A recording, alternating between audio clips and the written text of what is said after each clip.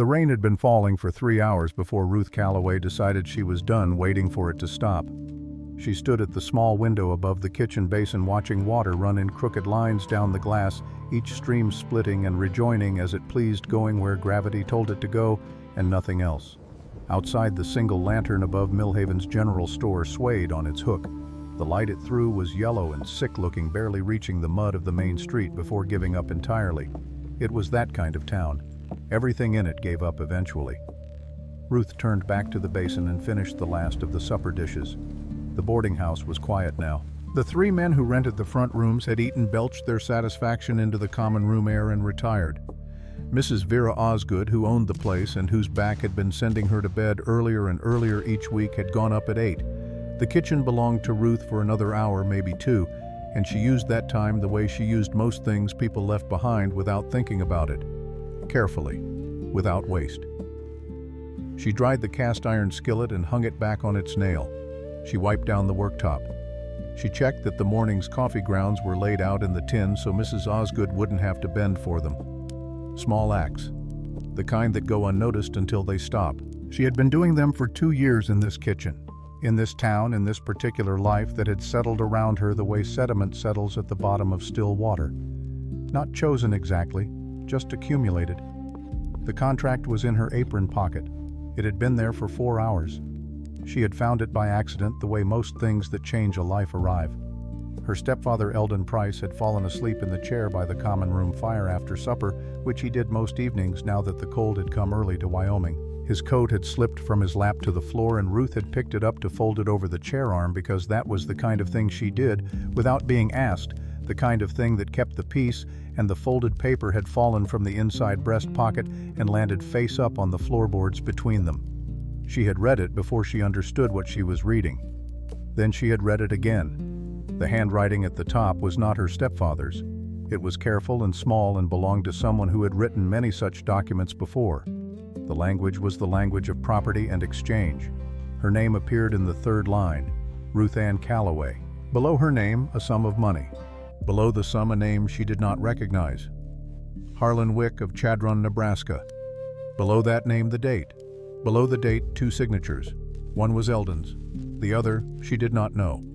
She stood there long enough that the fire popped twice and Eldon stirred in the chair, and she folded the paper and put it in her apron pocket and walked back to the kitchen before his eyes opened. That had been 4 hours ago. She had made supper. She had cleared the table. She had washed the dishes. She had listened to the rain. Now she stood at the window with dry hands and a wet understanding of her situation, and she thought about what the document meant the way she thought about most problems, practically without the luxury of feeling sorry for herself until she had figured out what to do. The sum was real. The signature was real. The date on the contract was 11 days ago, which meant Eldon had been planning this for at least that long, possibly longer, and the whole time he had sat across from her at the supper table and asked her to pass the salt and said nothing. Harlan Wick was a name she had never heard, which told her Eldon had not thought it necessary for her to know the man before being handed to him. That detail, more than any other, told her everything she needed to know about how she was regarded in this transaction. She was not a person being introduced to a future. She was a debt being settled. She went to the small room off the kitchen that served as her quarters. It was barely large enough for a cot, a trunk, and a hook on the wall where she hung her 2 dresses and her coat. She did not light the lamp. She sat on the edge of the cot in the dark and took stock of what she had. There was the coat. There was a dress she could change into. There were $7.40 in the tin she kept under the false bottom of the trunk, savings from 2 years of work that she had never spent because she was always waiting for the right reason. There was a carpet bag she could pack in 10 minutes. There was her mother's pistol, a short-barreled .38 that had not been fired in 3 years, but that she cleaned and oiled twice a year because her mother had told her, "A weapon you don't maintain is a burden, not a tool." There was the contract in her pocket, which she was beginning to think of as something other than a document of her sale. A lawyer might call it evidence. She would figure out what kind later. There was also in the yard behind the boarding house Eldon's horse. Old Dusty, the gray roan that was too old for serious work and too familiar with people to be considered dangerous, standing under the lean-to in the rain with his head low and his ears back. He was 21 years old and had a hitch in his left foreleg and could not sustain a gallop for more than a quarter mile. He was also the only horse in Millhaven that she knew how to saddle in the dark.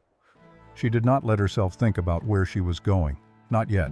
She let herself think only about the next step, and then the step after that, because she had learned that big decisions made all at once tend to collapse under their own weight. But small decisions made one at a time have a way of adding up to something. Step 1 was the trunk. Step 2 was the carpet bag. Step 3 was the coat. Step 4 was the pistol wrapped in a cloth and fitted into the side pocket of the bag where it would not shift. Step 5 was the $7.40. She paused at that. $7.40 to get from Millhaven, Wyoming to Fort Laramie, where she had heard there was work in the garrison kitchens. She had heard this from a freighter who had passed through in September and eaten 3 helpings of her stew and told her without being asked that the Army paid decent wages for a good cook and didn't much care what the cook looked like as long as the food was hot and regular. She had filed that information away the same way she filed everything she might need later, quietly, without telling anyone. $7 might get her there if nothing went wrong. Nothing was likely to go right. She pulled on the coat. The house was silent. She went down the back stairs, which did not creak because she had fixed the loose board herself in August, and through the kitchen and out the back door and into the rain. Dusty lifted his head when she came into the lean-to. She put her hand on his neck and stood with him for a moment in the dark while the rain beat on the roof above them. "I know," she said quietly. "You're old and it's raining and you didn't choose this either." He pushed his nose against her shoulder in the way he had always done, looking for the bit of dried apple she sometimes brought him, and she had nothing to give him, and she felt the particular sadness of that more keenly than she had felt almost anything in the last 4 hours. She saddled him anyway. She walked him out of the yard and down the alley behind the boarding house before she mounted so that his hooves on the wet ground would be muffled by mud and distance before she reached the main street. She did not look back at the building. Looking back is for people who have something to reconsider, and she had already considered everything she intended to. She turned Dusty north toward the mountains, and they moved into the dark together. She had been riding for 40 minutes before she heard the shouting behind her. It was not Eldon's voice. It was higher and younger, and it was coming from somewhere on the south end of town, and what it said, carried broken by distance and rain, was something about a horse. She did not stop. She leaned forward over Dusty's neck and urged him into the fastest walk his bad leg would allow, which was not fast enough to be called flight, but was faster than standing still, and the sound behind her thinned and was swallowed by the rain and the dark and the increasing distance of the mountains ahead. She kept going. She had not taken Eldon's horse. She had borrowed it. She intended to send it back once she was somewhere safe enough to send anything. She told herself this because it was true, and also because it was the kind of true that holds up under pressure, the kind she could say out loud to anyone who asked and not feel her voice change. And her voice not changing mattered. She had learned early that the moment your voice changes is the moment the other person knows they have something on you. Her voice was steady. The rain was not. By the time the lights of Millhaven had disappeared entirely behind her, the track she was following had turned from mud to something closer to running water. Dusty moved carefully, testing each step, and she let him set the pace because he knew his own feet better than she did, and she was not willing to push him past what he could give. She rode for another hour before she allowed herself to feel anything about what she had done. It wasn't relief exactly. It was more like the feeling after you've been holding your breath for a long time and finally stop. Not comfortable, not safe, just different. The pressure changing rather than disappearing. Ahead of her, the foothills of the Laramie Range rose against a sky that was black on black mountains darker than the clouds above them, and somewhere in those mountains there was weather coming that was worse than rain. She could feel it in the way the temperature had dropped in the last 20 minutes, and in the particular quality of the wind that had picked up from the northwest cold and without mercy. She pulled her coat tighter and kept riding. The contract was still in her pocket. She had not decided yet whether it was evidence or kindling. That decision could wait until she found somewhere dry. Dusty lasted until mid-morning of the following day. She had pushed him too long in the dark. She knew that.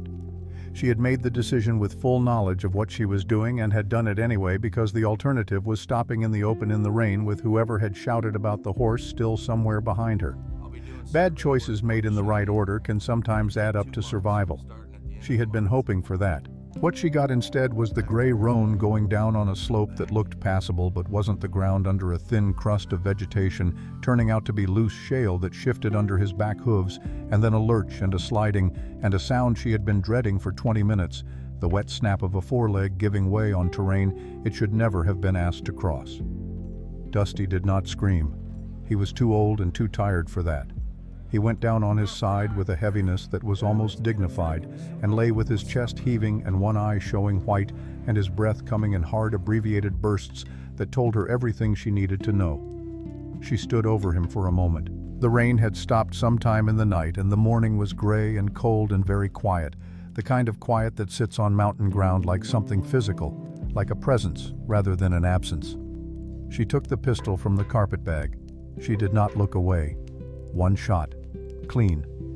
She stood there for a while after, not because she was frozen or undone by it, but because she thought he deserved at least that much from her. The acknowledgement of what he had been asked to do and what it had cost him. Then she took the saddlebags from the fallen horse. She took the rope from the saddle. She left the saddle itself because it was too heavy and she had too far to go. She slung the carpet bag over one shoulder and the saddlebags over the other, and she started walking. The terrain did not improve. She was not a woman who had spent much time in the mountains. Millhaven was a flat country town situated on a plain that gave you the mountains in the distance, every day the view of them so constant and so far away that they functioned less as real geography than as a kind of permanent scenery, the kind of thing you stop seeing because it's always there. She had looked at the Laramie Range for 2 years from the kitchen window and had never considered particularly what it was actually like inside them. What it was actually like was harder than she had imagined and colder than she was prepared for. The ground was not even. The trees gave no reliable sense of direction. Twice, she found herself angling back the way she had come, without realizing it, only recognizing the error when she passed a distinctive rock formation she had already passed once before. She corrected and kept going.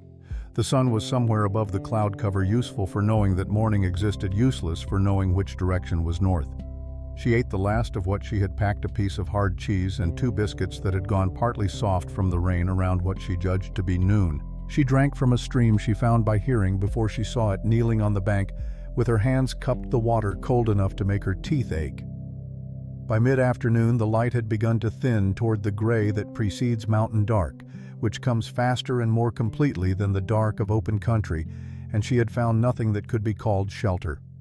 She was thinking about the rope, about what she could do with it, whether she could rig something between trees that might keep the worst of any night weather off her. She was thinking about this in the practical way she thought about most problems, as a question of available materials and the best use of them, when she topped a small ridge and looked down into a hollow below and saw the smoke. It was thin and pale, barely distinguishable from the low cloud sitting in the hollows, but it moved differently than cloud did. It rose in a column rather than drifting. It had direction. Something deliberate was making it. She stood on the ridge and looked at it for a full minute. Someone was down there. The possibilities arranged themselves without drama in her mind. It could be a trapper. It could be a prospector. It could be hunters or a freighting party that had pulled off the track to camp, or it could be someone who had been sent out from Millhaven to bring her back. The last possibility was real, and she did not push it aside. She assessed it.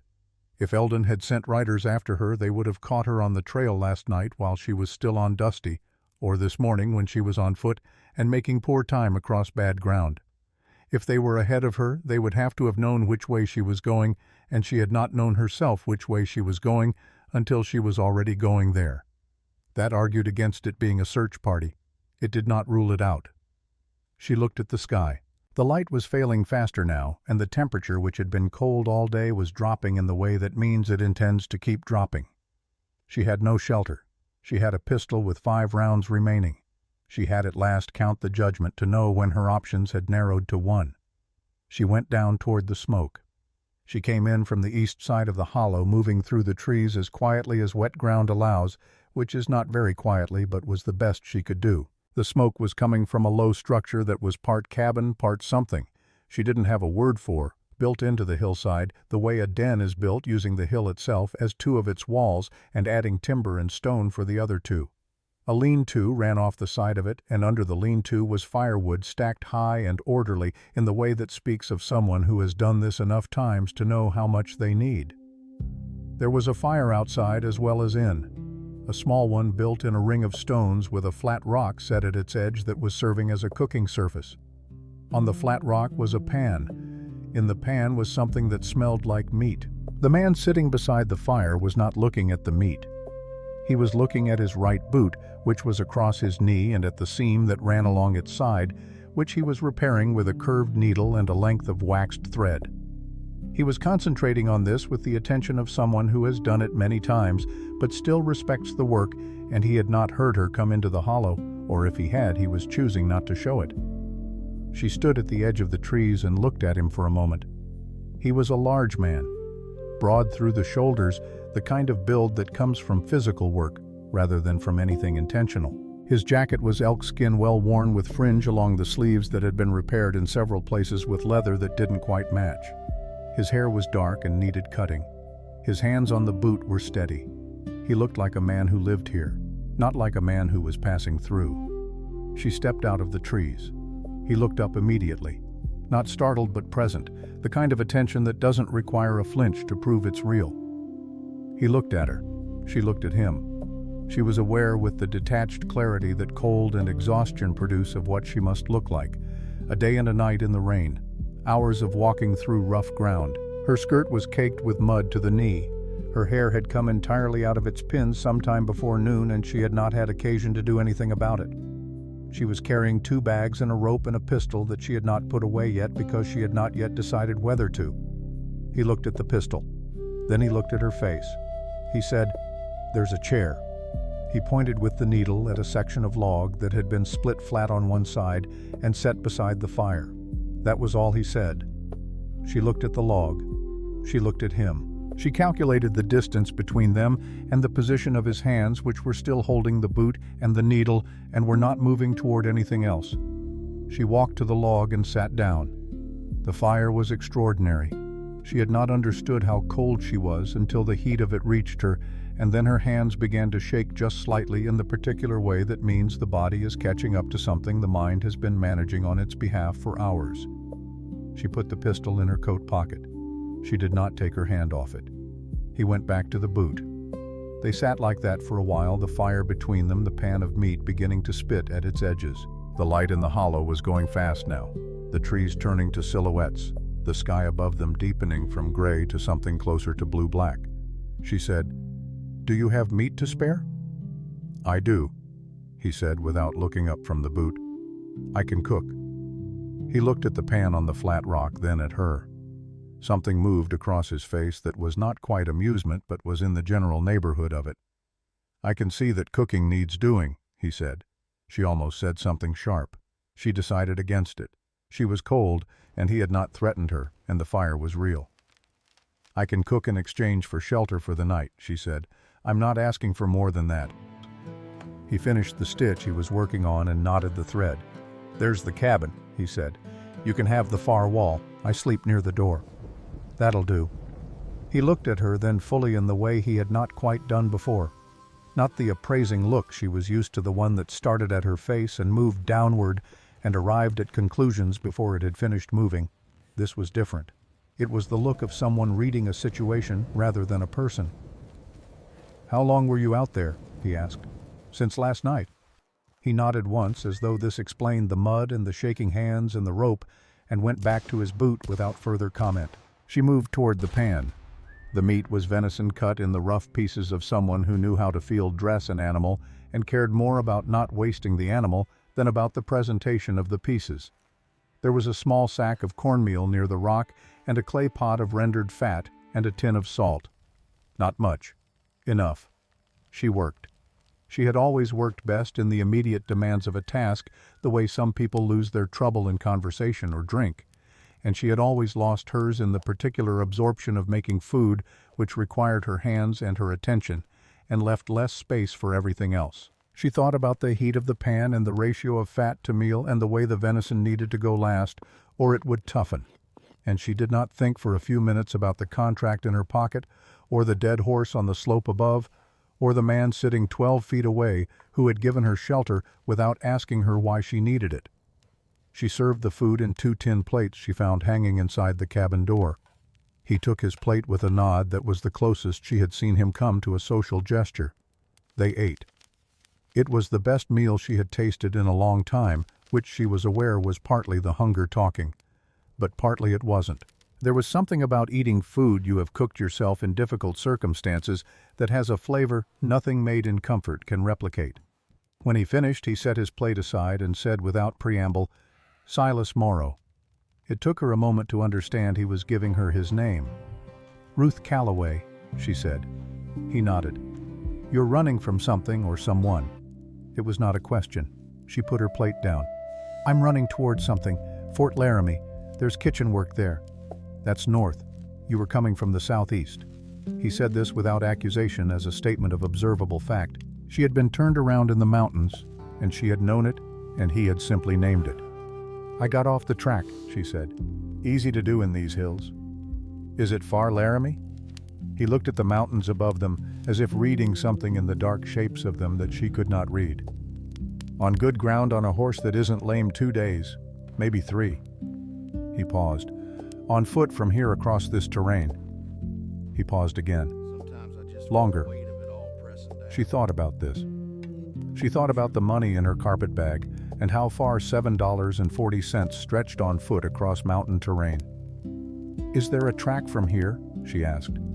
"Something I can follow?" "There is." He looked at the fire. "You'd need to know where it starts." He said nothing more. She waited. "You can stay until you're rested," he said finally. "I'll show you where the track begins." "How long a walk?" "From here half a day," she calculated. "A rest. A half-day's walk to the track. Then the track itself." It was possible. It was not comfortable, but it was possible, and she had already demonstrated to herself today that she could move through discomfort. "Thank you," she said. He picked up the boot again and looked at the repair. "The stitching will hold," she said before she could stop herself. He looked up at her. "I can see you're worried about whether it will hold," she said. "The stitching looks good from here." He looked at the boot, back at her. "You can see a boot repair from 6 feet in the dark," he said. "I've done enough of them."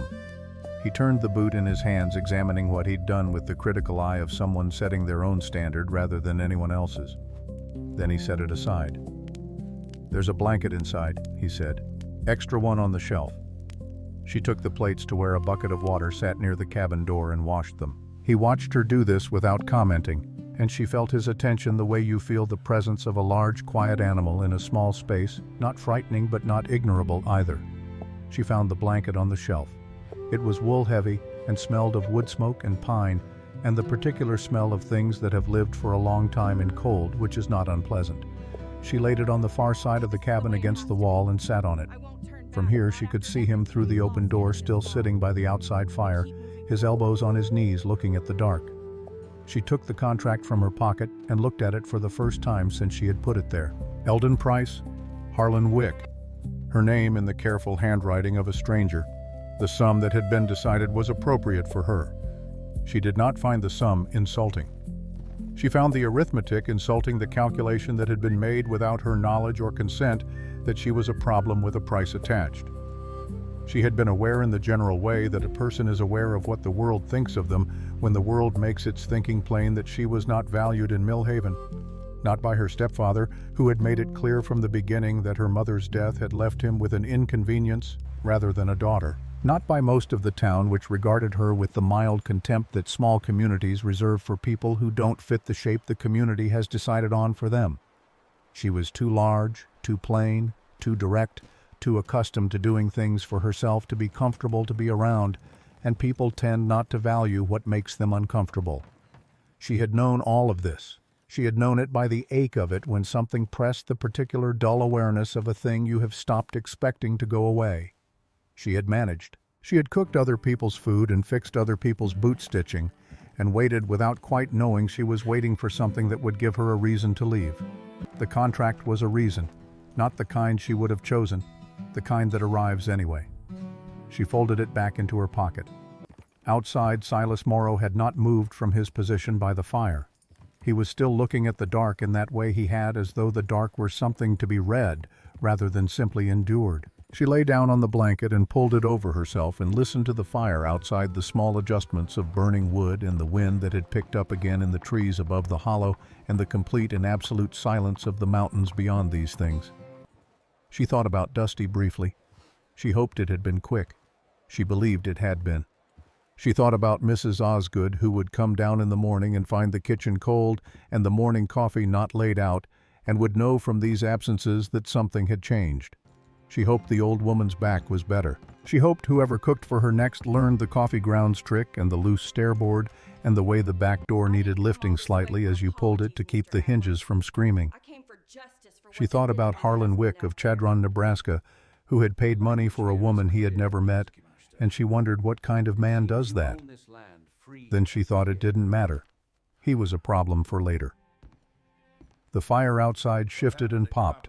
Through the open door she could see the edge of the sky above the trees, and in one small break in the cloud cover a handful of stars, cold and exact and indifferent to everything below them, which she found unexpectedly to be a comfort. The kind of comfort that has no warmth in it, but has honesty, which is sometimes what you need more. Silas Morrow came inside at some point. She heard him settle near the door, the shift of his weight, the quiet of someone who knows how to move in a shared space without disturbing it. She was already most of the way to sleep. She was aware at the edge of consciousness that she did not know this man, that she was in his cabin in his mountains, and she did not know the first thing about him beyond his name and the way he repaired his own boots and the fact that he had offered shelter without requiring explanation. She was aware that this was a situation that called for caution. She was also aware that she had checked every angle of it. She could check tonight, and the checking was done, and the body she had pushed for a day and a night through cold and rain and rough ground was making its own argument now, the simple, unanswerable argument of exhaustion. She slept. Outside, the stars disappeared again behind the clouds.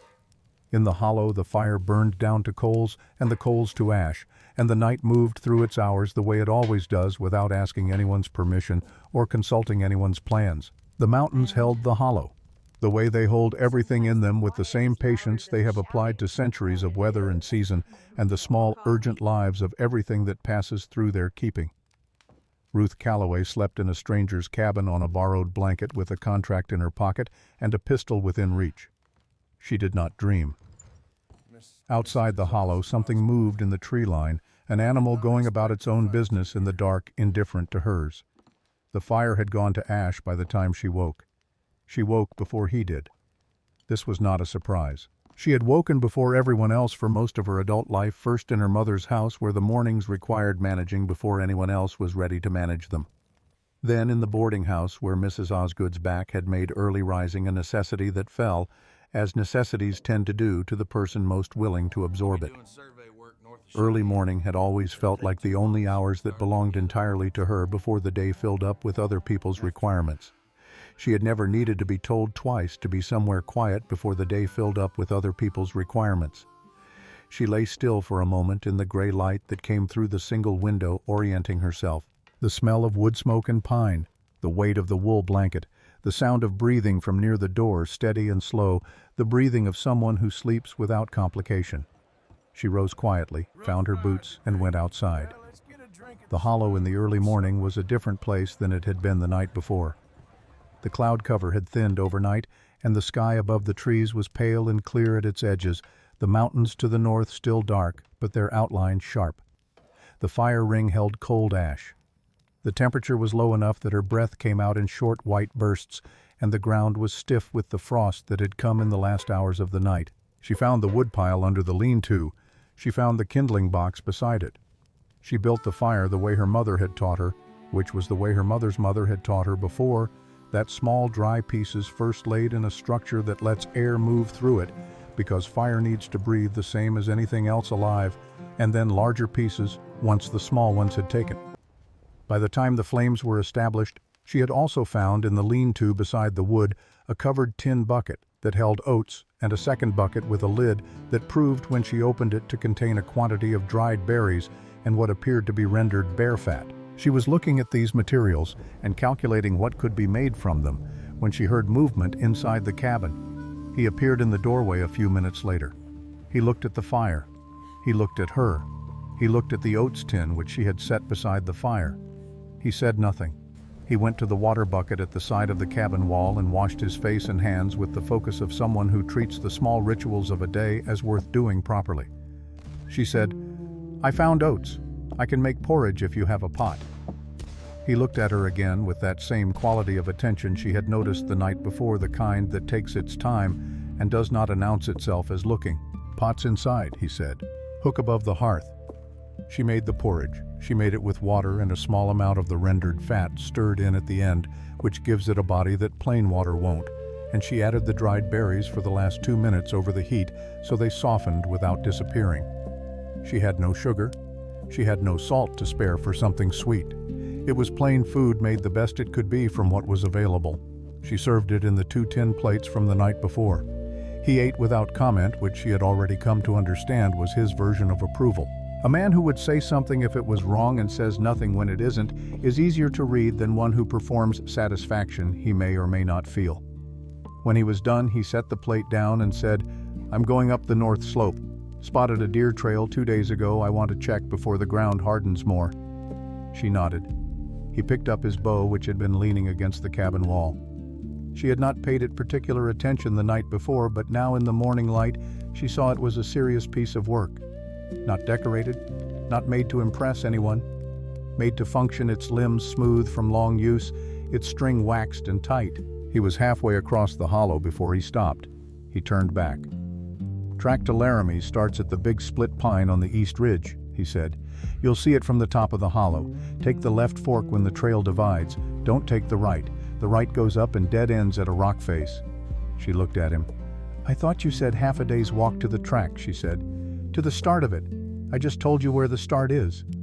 He walked on. She stood by the fire and thought about the split pine on the east ridge and the left fork and the direction of Laramie and the temperature, which was not getting warmer, and the $7 in her carpet bag and the fact that she had slept a full night for the first time in 2 days and was still not entirely recovered from it, the particular heaviness of a body that has been pushed and is insisting on accounting for every hour of it before it agrees to full function again.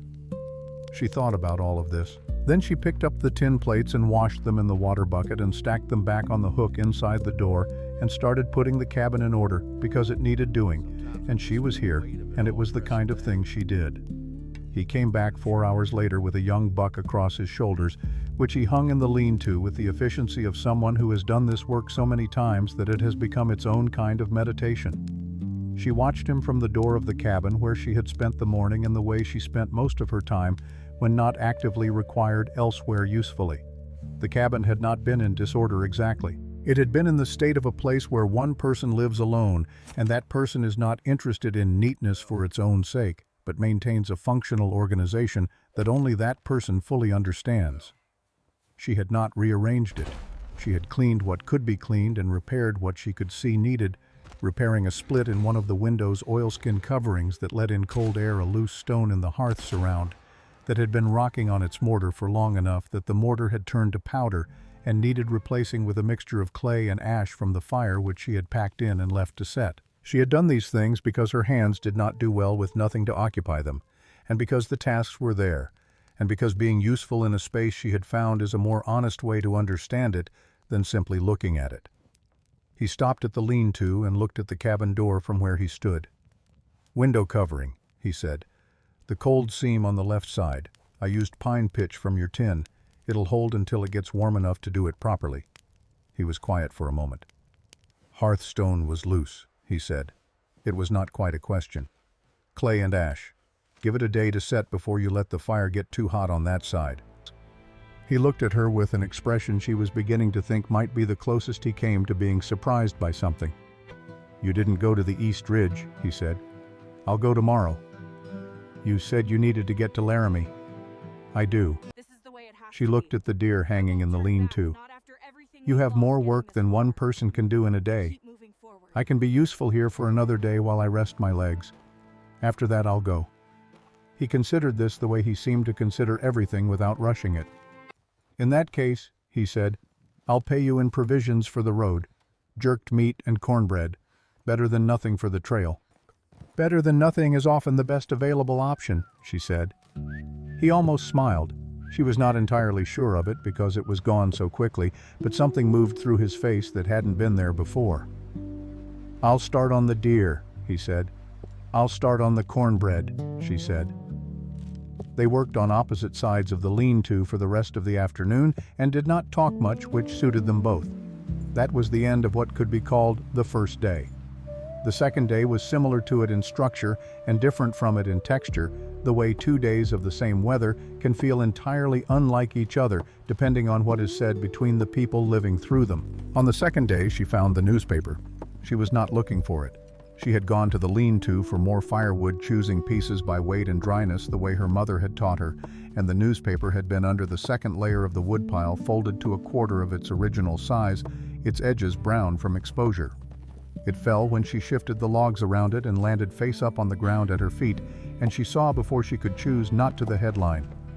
Cheyenne Advocate, November 1873. 11 dead in Copper Ridge collapse. Inquiry finds no negligence.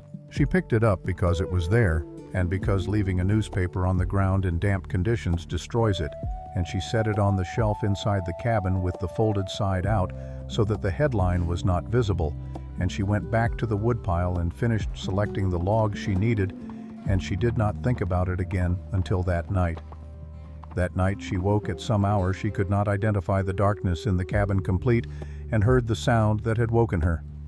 He was outside. She could see through the open cabin door the faint glow of the fire he had relit in the stone ring, low and deliberate, and his shape beside it. He was sitting the way she had seen him sit before, elbows on his knees, but he was holding something. A piece of paper, not the newspaper.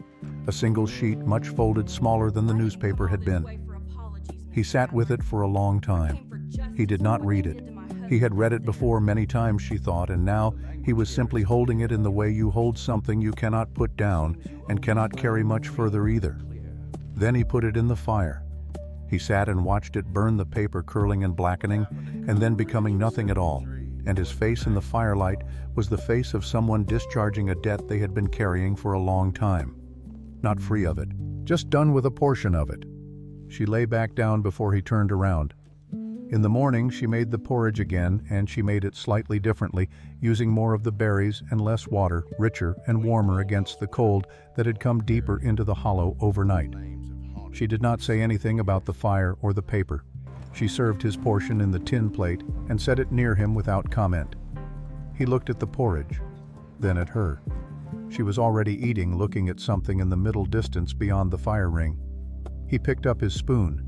After a while he said, "You found the newspaper." She did not pretend she hadn't. "It fell out of the woodpile. I've been meaning to burn it. I put it on the shelf." He looked at the cabin. "I see that." He ate another spoonful. "Copper Ridge," he said, and said nothing more. She waited. "I worked that mine," he said, "before I came here. I was a shift supervisor, which meant I was responsible for the men on my section of the dig. There were 11 men on my section the day the eastern shaft collapsed." He stopped. He looked at the porridge. 7 of them I had hired myself. I knew their names and what they did on Sundays and how many children they had. She did not say she was sorry. He was not telling her in order to receive sympathy. "The inquiry found no negligence," he said. "The owner's lawyers were better than anything the families could afford. I testified. I said what I saw, which was a section of shaft that had been flagged as unstable 6 weeks before the collapse and had not been reinforced, because reinforcing it would have required slowing the dig, and slowing the dig would have cost the owner money." He turned the tin plate in his hands. Nobody wanted to hear it. "What happened after?" "I lost the job, the week after the verdict." He set the plate down. "My wife had a small child by then. She didn't leave because she was cruel. She left because I couldn't find work in any mine in the territory, and she had a daughter to feed, and she made the decision a mother makes." He was quiet. I understood it. Understanding something and being past it are not the same. She thought about this. "No," she said. "They're not." He looked at her. "What are you running from?" She had been waiting for the question. Not because she had prepared an answer, but because she had known it was coming the way you know weather that's been building all day is going to break before dark. She took the contract from her pocket and set it on the flat rock between them. He looked at it without picking it up. "My stepfather," she said. "He signed that 11 days ago. Man named Harlan Wick put up the money. I found it by accident." He picked it up then. He read it the way he read everything without hurrying. He turned it over and looked at the back, which was blank, and turned it face up again. "He's not your father," he said. "No, my mother's second husband. She died 4 years ago. You have no other family. None that count." He set the contract back on the rock. "Eldon Price," he said, reading the name. "He owns a small freighting business out of Millhaven. He had debts. I was the asset he had that was easiest to move." She said this without bitterness and without self-pity because both of those things require energy. She had long since decided to spend elsewhere, and because stating a fact plainly is not the same as accepting it. He looked at her steadily. "You said you needed it for evidence," he said. "A lawyer might be able to do something with it. In Cheyenne, maybe. There's supposed to be a man there named Adler." She paused. "I heard that from someone passing through. I don't know if it's true." "Adler," he said. "Thomas Adler. He's real, old and difficult and not cheap but not dishonest. I know his name." He stopped. He was at the Copper Ridge inquiry. He was on the other side. But he was the only man in that courtroom who seemed to know what honesty was, even if his client didn't require it of him. She looked at him. "You know the lawyer who worked against you and you consider him honest," she said. "I know the difference between a lawyer doing his job and a lawyer lying," he said. "He was doing his job. He was very good at it. That's not the same as dishonesty." She thought about this. It was a more considered distinction than she was accustomed to hearing from anyone, and she filed it alongside the repaired boot stitching and the way he had said, "There's a chair," without making it something she owed him for. She picked up the contract and put it back in her pocket. "You should go to Cheyenne," he said. "Not Laramie. Laramie has kitchen work. Cheyenne has Adler. And kitchen work too, I'd imagine." She looked at the mountains to the north, calculating distances she didn't know well enough to calculate. "It's farther," she said. "It is. And the track from here goes either way, Laramie or Cheyenne." He picked up his bowl and finished the last of the porridge. "The Cheyenne route is better ground." She said nothing for a moment. "You know these mountains well," she said. 7 years. "Could you draw me a map?" He was quiet. "I could do that," he said. But he did not get up to draw it, and she did not ask again. And the morning moved into afternoon and the afternoon into evening, and neither of them mentioned Cheyenne or Laramie or the track that went either way. On the third day, the snow came. Not the serious snow. Not yet. A dusting that came in the night and lay thin and white on the ground outside the cabin, making the hollow look entirely different from the one she had walked into 3 days ago. She stood at the cabin door in the early morning and looked at it, this white version of a place she had begun to know in its brown and gray autumn colors, and thought about tracks through mountain terrain and what a dusting of snow does to them. He appeared behind her. "You'll want to wait a day," he said. "I know. Trail's passable after it settles, but you'd need to know which way the slope runs to keep from going sideways in the fresh." "I know," she said again. He looked at the snow. She looked at the snow. "I'll show you the bow today," he said, "if you want. The pistol's useful, but in these mountains you're more likely to need something quiet." She turned and looked at him. This was the most he had offered since the first night when the offer of shelter had been made in the laconic language of "there's a chair and there's the cabin." "All right," she said. They went up the east slope of the hollow to a flat area among the pines where he had set a target of bundled bark on a log. He showed her how to stand weight distributed the way the draw works from the back rather than the arm, which is counterintuitive until it isn't. He stood behind her and adjusted the position of her elbow, the angle of her shoulders, and she felt his hands on her arms, the way you feel something you are paying close attention to, which is to say entirely without the buffering that familiarity provides. She drew and released. The arrow went wide. He said nothing critical. He moved back to his position beside her. "Again," he said. She drew and released, still wide but less so. He moved to adjust her stance again, his hand on her shoulder this time. She turned her head and looked at his hand, and he removed it immediately, stepping back, and there was a quality to the way he stepped back that told her he had not been unaware of what he was doing, that it had been a considered physical gesture rather than a careless one, and the carefulness of the withdrawal was its own kind of information. "Sorry," he said. "You're fine," she said. "I'm not used to it." He said nothing to this. She drew again. "Tell me when I'm doing it wrong," she said. "I can't improve if you're being careful not to correct me." He exhaled slowly. "Elbow," he said. "Higher, and stop fighting the draw. The bow is doing the work. You're trying to help it and getting in the way." She adjusted. She released. The arrow hit the bark bundle, not center, but solidly. She lowered the bow and looked at the target. He looked at it too. "Better?" he said. They practiced for another hour without speaking much, the corrections coming when he saw something specific to correct, and the silences between comfortable in the particular way that silences become comfortable between people who are not performing anything for each other. Coming back down to the hollow, she said, "The Copper Ridge men, their families." He slowed slightly, did not stop. "What about them? Did you know what happened to them after?" "Some." He walked a few paces. "Caldwell's widow took the children to her sister in Colorado. Reyes I lost track of. The Garrity brothers, two of them, were both on my section. Their mother was living with the younger one's family. I don't know where she went." He was quiet. "I looked for a while, then I came up here and stopped looking because I couldn't do anything useful with what I found." She thought about this as they descended. "You came up here to stop hurting yourself with it," she said. He glanced at her. It was not an unkind look. It was the look of someone who has not had his own reasoning stated plainly back to him in a while. "Partly," he said.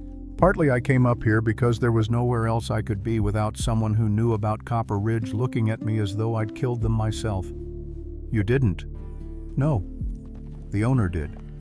In a manner of speaking. His profit margin did, which amounts to the same thing." They came back into the hollow.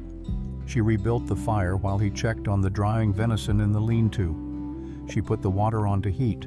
She thought about owners and profit margins and the men on her stepfather's side of the freight ledger whose names he had never found it necessary to learn. That evening after supper, she took the contract out of her pocket and looked at it for a while. Then she looked at him. "Would you burn this?" she said. He looked up from the boot he was restitching. A different boot, the left one, which apparently also had opinions about its seams. "You said you might need it," he said. "I've been thinking about that." She turned the paper in her hands. "I need it. Adler will need to see it in person. A lawyer can't argue a document into void from a description." She looked at the fire. "But I don't want to be the one carrying it anymore." He looked at her. "You want me to hold it?" he said. It was not a question which told her he had already understood what she was asking before she finished asking it. "Until Cheyenne," she said. "Then I'll take it back." He set the boot down. He held out his hand. She gave him the contract. He folded it once without looking at it and put it inside his coat. "You didn't even read it again," she said. "I read it the first time," he said. That was enough. She looked at the fire. "Thank you," she said. He picked up the boot. She did not explain what she was thanking him for, and he did not ask, and neither of those absences felt like a gap. On the fourth day she woke at her usual time to find him already outside sitting by a fire that he had built himself for once, and she could see from the cabin door that he had in his hands the same piece of paper she had watched him burn 2 nights ago. And she understood then that the newspaper clipping was not the only document he kept and revisited in the small hours. She made the coffee. She brought a cup outside and set it on the rock beside him without speaking. He did not look up. She went back inside and she did not watch him through the window. After a while she heard the faint sound that she had heard the other night, the quiet sound of something being placed in a fire. He came inside with his empty hands and she gave him his porridge and they ate without speaking, and it was not a silence that required filling. Later, when she was washing the plates, she said without looking at him, "Who was she?" He was quiet long enough that she thought he might not answer. "Her name was Margaret," he said. "She was practical, more practical than I gave her credit for a long time. She made the right decision for our daughter, which was not the same as the right decision for me, and it took me several years to stop confusing the two. She rinsed the plates. "Is your daughter well?" she said. "She's 7 now, living with Margaret's sister in Denver. I get a letter twice a year." He paused. "She drew me a picture of a horse in the last one. It looked more like a table with feelings, but the intention was clear." Ruth set the plates on the hook. She kept her back to him and straightened the plates on the hook with more attention than they required, which gave her face the time it needed to settle into something she was prepared to show. "That's a good thing," she said. "The letter." "It is," he said. She straightened the plates unnecessarily and turned around. His face was neutral in the way that comes after something has moved through it and settled. "I'll go tomorrow," she said, "if the snow is right." He looked out the window at the white ground. "I'll check the slope this afternoon," he said. "Let you know." He came back in the late afternoon and said the track was passable but would be better in another day. She said she would go in 2 days then. He nodded and said he had brought down a grouse and would she mind doing something with it that wasn't boiling because he was tired of boiled things. She said she would see what she could do, which turned out to be roasting it over the fire on a spit he helped her rig from 2 forked sticks and a straight branch basted with the bear fat and seasoned with salt and the dried herbs she found in a small tin on his shelf that she had not noticed before. They ate the grouse by the outside fire because the evening was still and the snow had given the air a quality of cleanness that made being inside feel like a waste. She said, "What do you do when the real winter comes?" "Stay in, hunt when I have to, read." He gestured toward the cabin. "There are books on the shelf." She had not noticed the books either tucked behind the tools and the tins. She would look at them before she left. "You don't go down to town at all. Once in spring for supplies, once in fall." He looked at the fire. "That's enough." "Enough, or all you can stand?" He considered the distinction with the seriousness he gave to most things. "Both," he said. "Sometimes they're the same." She pulled the last of the meat from the grouse bone and ate it. "I think Cheyenne," she said, "not Laramie." He did not say anything for a moment. "The better route goes south-southeast from the split pine," he said. "I'll draw you the map tonight." "All right." He looked at the fire for a while, then he said, "I'll take you to where the route becomes clear, half a day from here. After that, it's straightforward ground." She looked at him. "You said you'd show me where the track starts," she said. "You don't need to take me there." "The snow changes the landmarks," he said. "The description I gave you when the ground was brown is less useful now." She thought about this. It was a practical argument. It was also something else, but she was not going to name that unless he did. "Half a day," she said. "Half a day," he agreed. "Then you'll have it from there." She looked at the mountains above the hollow, dark shapes against a sky that was clearing now, the clouds pulling back to show a stretch of stars above the eastern ridge. "The sky's clearing," she said. "Temperature will drop tonight. It'll be colder walking in the morning. Colder, but clearer. Better to see where you're going." She looked at the stars. They were the same stars she had looked at through the cabin door on the first night, cold and exact and honest, in the way only things that have no stake in any particular outcome can be honest. She thought about Millhaven and Mrs. Osgood in the boarding house kitchen, and the morning she would not have been there to lay out the coffee grounds, and she felt the loss of it with the mild ache of leaving any place you have lived in. Not because it was good, but because it was known, and known places have a weight that unfamiliar ones don't, even when the familiar thing is not what you would have chosen. She thought about Cheyenne and a lawyer named Adler and kitchen work in a bigger town where nobody knew her stepfather's name or her own. She thought about this contract that had burned to nothing in the fire, the sum decided on the name written in a stranger's handwriting. And she thought about the way a thing that was meant to define you can instead become the exact moment you start to define yourself if you are paying enough attention to recognize it. The fire burned low between them. Neither of them moved to add more wood.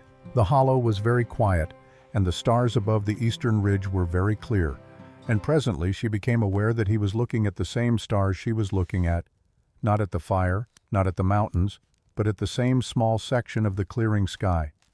And she did not know what he was thinking about, but she thought that whatever it was It had in it something of the same quality as what she was thinking about, which is to say the feeling of a person standing at the exact point where one thing ends and something else has not yet begun.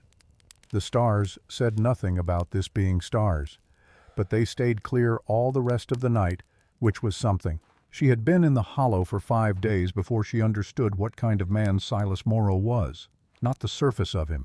The surface she had read in the first hour the way you read any person whose actions are consistent with themselves, which is to say you watch what they do when they think no one is accounting for it, and you compare that to what they do when they know they are being watched, and you note whether there is a difference. With Silas, there was almost none. He repaired his boots the same way alone as he would have with an audience.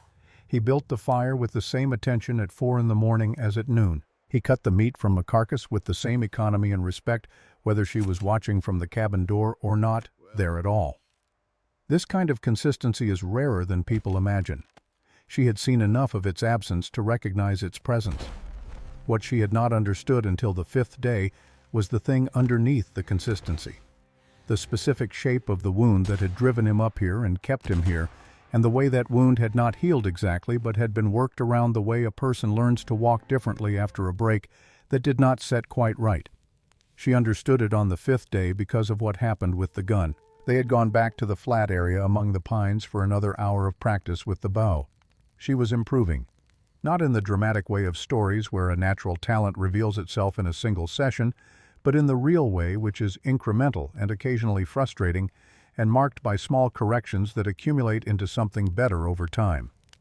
Her 3rd shot of the morning hit the bark bundle solidly enough that he said good, which from him had the weight of a longer compliment from anyone else. They were walking back down when the sound came from the tree line to the east, a crashing uneven, the kind of sound that means something large moving through brush that is too dense for it and not caring about the noise it makes. Both of them stopped at the same moment. It came out of the trees 30 yards up the slope from them. A bull elk, young one antler broken off at the base from some fight she had not witnessed, bleeding from the shoulder where something had already taken a piece of him. He was not charging. He was hurt and confused and moving the way hurt animals move, with the momentum of pain rather than direction. He swung toward them. Silas had the bow in his hand, but there was no time to draw and set properly, not with the elk already moving at them, and she reached into her coat pocket without thinking about it and brought out the pistol and fired once high into the air above the elk's head. The sound stopped him. He stood for a moment, sides heaving, blood dark on his brown shoulder, looking at them with eyes that had in them the particular quality of an animal that is suffering and does not know why. Then he turned and crashed back into the trees. She lowered the pistol. Silas looked at her. She looked at where the elk had disappeared. He was already hurt, she said. Something got to him before. Cougar, most likely. He looked at the tree line. He'll go downhill and find water. Might make it. Might not. Might not, he agreed. They stood there a moment in the particular quiet that follows something loud and sudden. Her heart was doing what hearts do in those situations which she ignored because it was already doing less of it than it had been 30 seconds ago, and in a minute it would be doing less still. She put the pistol back in her pocket. He was looking at her with an expression she had not seen on him before. Not the neutral attentiveness she had come to read as his default, and not the almost amusement she had seen once or twice at the edges of something she said. This was something else. It was the look of a man recalibrating. You didn't think about it, he said. About what? The pistol. You didn't decide to reach for it. You just did. She thought about this. He was right. There had been no decision, only action, the kind that comes from the body rather than from whatever part of the mind makes choices. My mother taught me, she said. She said the time to decide whether to use a weapon is before you ever pick it up. After that, it's just mechanics. He was quiet for a moment. Smart woman, he said. She was. Ruth looked at the tree line. She died of something that had nothing to do with weapons or courage or any of the things she was good at. She died of a fever in February when the doctor was 2 days away in the wrong direction. Being capable doesn't protect you from everything. He said nothing. He looked at the place where the elk had been. No, he said after a long moment. It doesn't. They walked back down to the hollow. She knew from the way he had looked at her in the moment after the elk had gone that something had shifted. Not dramatically, not in the way that announces itself. In the quiet way that the most significant shifts tend to happen underneath the surface of the ordinary invisible until you look back later and understand that the thing you are now standing in began to exist at a specific moment, and the moment was that one. She filed it away and said nothing about it, and made the midday meal from the last of the roasted grouse and a handful of dried beans that she had soaked overnight. He ate and said that the beans needed longer, and she said she knew, but they had been out of time that morning, and he said she was right, and that was the end of it. After they ate, she asked him about the mountains, not as conversation, but because she needed to know, and he was the person who knew. She asked about the terrain between the Hollow and Cheyenne, the elevations and the exposed sections, and what the weather signs looked like up here when a serious storm was building. He answered all of it in the specific, unhurried way. He answered practical questions, the way of a man who respects useful information and does not withhold it. When he was done, she had a clearer map in her head than any drawing he could have made on paper, because the information was joined to his understanding of the particular character of each section of ground, the way the south-facing slope holds warmth longer, the way the creek crossing at the base of the second ridge is deceptive in its width, but shallow enough to ford if you know where. "You know this well," she said. "I've walked every part of it. Alone. Always alone." He looked at the mountains. "You think differently alone. Hear things you'd talk over if someone was with you." She thought about 2 years in the boarding house kitchen, the constant movement and noise of other people's requirements, the way silence was something she had to find in pieces between the demands of the day, rather than something she simply inhabited. "Or you think the same things louder," she said. He looked at her. "That too," he said. "That too for a while." She pulled her coat around her. The afternoon had turned cold again in the way that happens in the mountains, without warning the temperature dropping 10 degrees in the space of an hour as the sun moved behind the high ridge to the west. "You said you get a letter from your daughter twice a year," she said. "Do you write back?" "I do." "What do you tell her?" He thought about this for longer than she expected. "I tell her about the animals I see. The elk, the deer, a family of beaver that set up on the creek below the East Ridge last spring. She likes animals." He paused. "I don't tell her about the winter, or the way it feels some mornings when the cold comes in under the cabin door and there's nothing worth doing until the fire's hot enough to make doing anything possible." He looked at his hands. "She's 7. She doesn't need that." "No," Ruth said. "But you do. Someone to tell it to." He looked at her in that recalibrating way again. "Maybe," he said. "Not maybe," she said without harshness. "It's not a weakness to need to say the true things out loud occasionally. It's just what people are." He was quiet for a long time after that.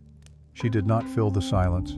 She had made her point, and she believed in letting points settle in their own time rather than covering them over with more words.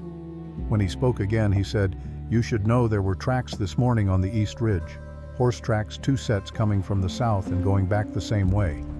She went very still. "You saw them this morning," she said, "before we went up to practice." "Yes." "You didn't say." "I wanted to look at them more carefully first, assess whether they were recent. And yesterday's, I think, maybe the day before. The snow preserved them." He looked at the East Ridge, invisible now in the falling dark. They circled the ridge and went back. Whoever it was didn't come down into the hollow. She thought about Harlan Wick and what a man who has paid money for something does when that something doesn't arrive as expected. She thought about hired men and the kind of work they do in mountain terrain in November, which is not comfortable work and therefore expensive work, which meant whoever had sent them had considered the expense worth paying. "They'll come back," she said. "Probably." "How many days before you think they return?" "Hard to say. If they know the area, they might try again tomorrow. If they don't, they'll need to resupply and get better information about these hills." He paused. "I'd give it 2 days, maybe 3. She calculated. "I should go tomorrow," she said. "The route will be clear by morning." He looked at her. "I'll go with you to the fork in the track." "You said half a day." "I did." He said nothing more. She looked at the hollow in the gathering dark, the lean-to with its stacked wood, the stone fire ring the cabin built into the hillside that was part of the hill now, after however many years he had been adding to it. She thought about leaving it. The thought had an unexpected texture to it. Not the smooth, clean feeling of a decision made and settled, but something with more friction than that. "All right," she said. "Tomorrow." He nodded. They went inside. That night she did not sleep well, not from fear, but from the particular wakefulness that comes before a significant departure. The mind rehearsing the logistics of what is coming, the body refusing to fully surrender to rest when the morning holds something demanding. She lay in the dark and listened to the quiet of the hollow and the sound of his breathing near the door, and she thought about Cheyenne and the lawyer Adler and the kitchen work that might exist there, and the life that might be constructed from those materials if she was careful and persistent and a little lucky. She thought about her mother, who had been careful and persistent and not lucky enough, and about the fever in February and the doctor 2 days in the wrong direction. And she thought about the particular unfairness of a world that takes capable women early and leaves lesser men standing, and she felt the anger of it briefly cleanly and then let it go, because carrying anger is expensive and she needed her resources for other things. She thought about Silas Morrow and the tracks on the East Ridge and the half-day's walk to the fork in the track that he had volunteered without being asked. She thought about a 7-year-old girl in Denver who drew horses that looked like tables with feelings and who received letters twice a year from a father she barely knew, who told her about beaver families and elk and did not tell her about the mornings when the cold came under the door. She fell asleep just before the sky began to lighten and slept for 2 hours, which was enough. The morning was clear and sharp as cut glass. She had her carpet bag packed before he was fully awake, the blanket folded on the shelf, the plates washed and hung, the fire built up and left to burn rather than damped because she would not be here to tend it, and there was enough wood inside to keep the cabin from getting too cold for the better part of a day. Small courtesies. The kind that cost nothing and mean something. He rose and dressed, and she made the porridge for the last time in that kitchen, using the last of the dried berries and a careful measure of the oats so that the tin was not emptied entirely, because she was not going to take everything from a place that had given her more than she had come looking for. They ate. He had packed provisions the night before while she slept, or perhaps while he was awake in those hours before dawn, the kind of preparation that happens quietly and without announcement. A cloth bundle that proved to contain jerked venison, 2 pieces of hard cornbread, a small tin of salt, and a handful of the dried berries tied in a scrap of cloth. It was enough food for 2 days of walking if she was careful, 3 if she had to be. He handed it to her across the fire. She put it in the carpet bag. "The bow," he said. He went to the corner of the cabin where a second bow stood shorter than the one he used, its limbs a darker wood. She had not noticed it before. He brought it to her along with a quiver of 6 arrows. "It belonged to a Shoshone man I traded with 2 winters ago. He left it when he went south and never came back for it. You're close enough to his draw weight." She looked at the bow. It was a serious piece of equipment, and she had practiced with one for 2 days, which was not enough to make her competent, and was more than enough to make her better off with it than without it. "That's a significant thing to give away," she said. "It's not doing anything here." She took it. She slung the quiver over her shoulder the way he had shown her. They left the hollow just as the light came fully into the sky, the trees casting long shadows across the snow that was still white and clean at this hour before the day's traffic of birds and small animals marked it up.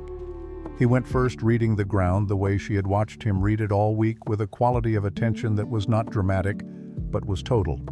She followed. They did not talk much on the climb out of the hollow. The ground required attention, and the morning required breathing, and neither of them was the kind of person who filled silence with noise when silence was doing the work. At the top of the hollow, he stopped and pointed east. "The split pine," he said. She saw it 50 yards away. 2 trunks growing from the same root parted at 6 feet, making a shape that once seen would not be mistaken for anything else. "And the fork," she said. "An hour's walk from here on the far side of the ridge." He moved again. "I'll show you." They crossed the ridge and descended its eastern side, the snow here less disturbed than it had been on the western face. The trees thinner, the view opening out to the south and east, and for the first time since she had entered the mountains, she could see distance again, the land falling away toward the plains in long, gradual steps, and somewhere in that direction beyond what she could see, Cheyenne, It looked possible from here. Most things look possible when the sky is clear and you can see where you are going. He stopped at the fork. The track divided around a limestone outcropping, one branch going north and upward toward a visible false summit, the other trending south-southeast following the line of a creek bed down through a gap in the trees. "Left fork," he said. "Stay with the creek on your right. When the creek bends sharp east, you leave it and hold south. There's a rock formation after about 2 miles that looks like a chimney. Once you see the chimney, you're past the difficult ground. From there it's open country and you'll find the wagon road before dark." She fixed it in her mind. Creek on the right. Creek bends east, leave it, hold south. The chimney rock, the wagon road. "All right," she said. He stood with his hands at his sides. The morning light was coming from the east now, and it was the particular light of high country in late autumn, angled and clear and without the warmth that same light has lower down, the kind of light that shows the exact shape of things without flattering any of it. She looked at him in it. He was looking at the fork in the track. "Silas," she said. He looked at her. She took a breath. "I'm going to say something and I need you to hear it as the true thing it is rather than as a pleasantry," she said. "I was in a bad situation when I came into that hollow. I don't mean the cold or being lost. I mean the situation underneath those things, the one I'd been in for 2 years, without quite admitting it to myself. What you gave me in those 5 days was not just shelter and food and the track to Cheyenne." She paused. "I don't have a neat way to say what it was, but I know what it was." He looked at her for a moment. "You gave me something too," he said. "The porridge was better than anything I've made in 7 years." She almost laughed. She came close to it. "That's a low bar," she said. "It is," he said. "But things that clear a low bar still clear it." She looked at him. "Come to Cheyenne," she said. She had not planned to say it. Or perhaps she had planned it in the wordless way that some plans form beneath the level where they can be examined and argued with, emerging only when the moment that requires them arrives. He looked at the mountains. "There's nothing for me in Cheyenne," he said. "There's Adler. You were at Copper Ridge. You were a witness. Whatever he can do for me with the contract, he might be able to do something more for those 11 families with an actual witness who is still willing to speak." He was very still. She had not planned this argument either, but she had thought about the newspaper clipping under the woodpile, and the paper he had burned in the night fire, and the particular quality of a man who carries something he has not been able to put down, and cannot put down alone. "That inquiry was 7 years ago," he said, "and those families are still wherever they ended up without resolution. A good lawyer looks for what's still movable. Maybe Adler can't do anything, but you won't know until you ask him."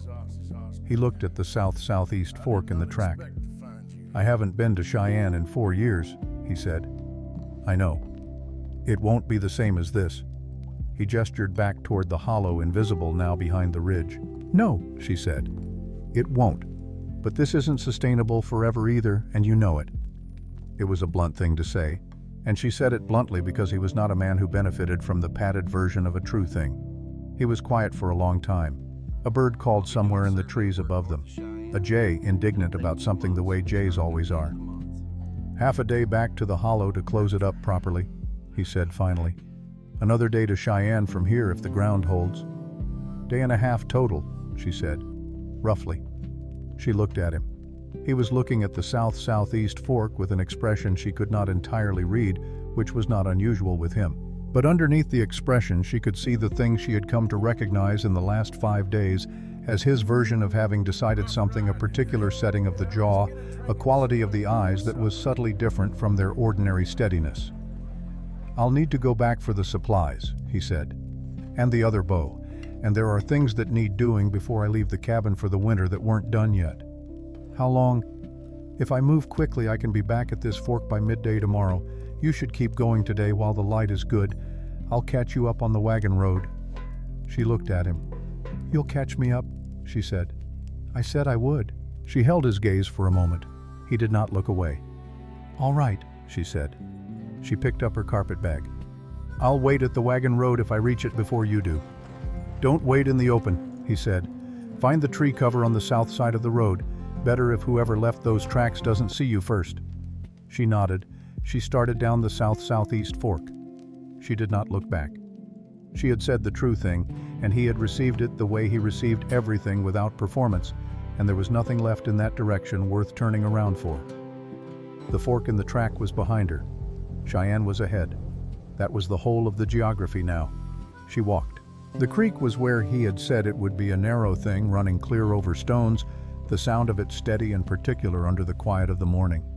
She kept it on her right and followed the track he had described, reading the ground the way he had been teaching her all week, without either of them naming it as teaching. She had been walking for an hour and a half when she heard the horses, 2 of them from the sound. Coming from the north, from the direction of the ridge she had crossed that morning, moving at a pace that was not rushing but was not wandering either. The pace of people who have a direction and are keeping to it. She moved off the track and into the tree cover before she had finished deciding to which she thought her mother would have approved of. She stood among the pines with the creek sounds covering some of the horse sounds, and she waited. They came into view around the bend in the track above her. 2 men. One older, 50 or thereabouts, heavy through the shoulders, a face that had been outdoors a long time and showed it, wearing a coat that had seen serious use and a hat pulled down against the cold. He rode with the ease of someone who has spent enough time on horseback that it stopped being a skill and became simply how he moves through the world. The other was younger, mid-30s, less weathered, sitting his horse with the stiffness of someone not entirely comfortable with the work. He was looking at the ground, reading the track. The older man stopped. He sat on his horse in the middle of the track and looked at the tree cover on either side of him with the attention of someone who does this for a living and has learned to notice the difference between empty trees and trees with something in them. He looked directly at where she was standing. She did not move. He said to the younger man, without taking his eyes off the trees, "She came this way."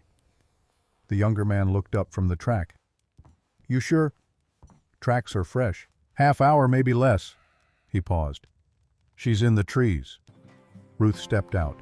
She kept both hands visible and the bow slung over her shoulder with the strap across her chest. Not a weapon being drawn, not a surrender posture either. Just a person standing on a track in clear morning light, accounting for herself. The older man looked at her. She looked at him. "Ruth Calloway," he said. "That's my name," she said. "You have the advantage." "Cy Dugan," he said. He did not say who had hired him. He did not need to. "I've been asked to find you." "You found me," she said. He studied her from his horse. Not the way the men in Millhaven looked at her, the dismissive inventory of a person they have already categorized. This was professional assessment, the reading of a situation by someone who has read many of them and made his living by reading them accurately. "You're a long way from Millhaven," he said. "I am." "You've been in the mountains." "Several days." He looked at the bow on her shoulder, at the carpetbag, at her face, which she kept neutral and steady. "Harlan Wick sent me," he said. "He has a contract." "He has a document," she said, "signed by a man who had no authority to sign it. My stepfather is not my father and never has been. He has no legal standing to enter into any agreement on my behalf." Dugan was quiet. The younger man looked between them. The contract was witnessed and dated, Dugan said, not as an argument but as a statement of what he had been given to work with. "By whom?" she said. He looked at her for a moment. "A notary in Millhaven," he said. "Who works for Eldon Price's freighting company," she said. She did not know this for certain. She was making an inference from what she knew about the way her stepfather conducted his business, which was to say, entirely within the circle of people who owed him something. She kept her voice even and let the inference sit. Dugan's expression shifted.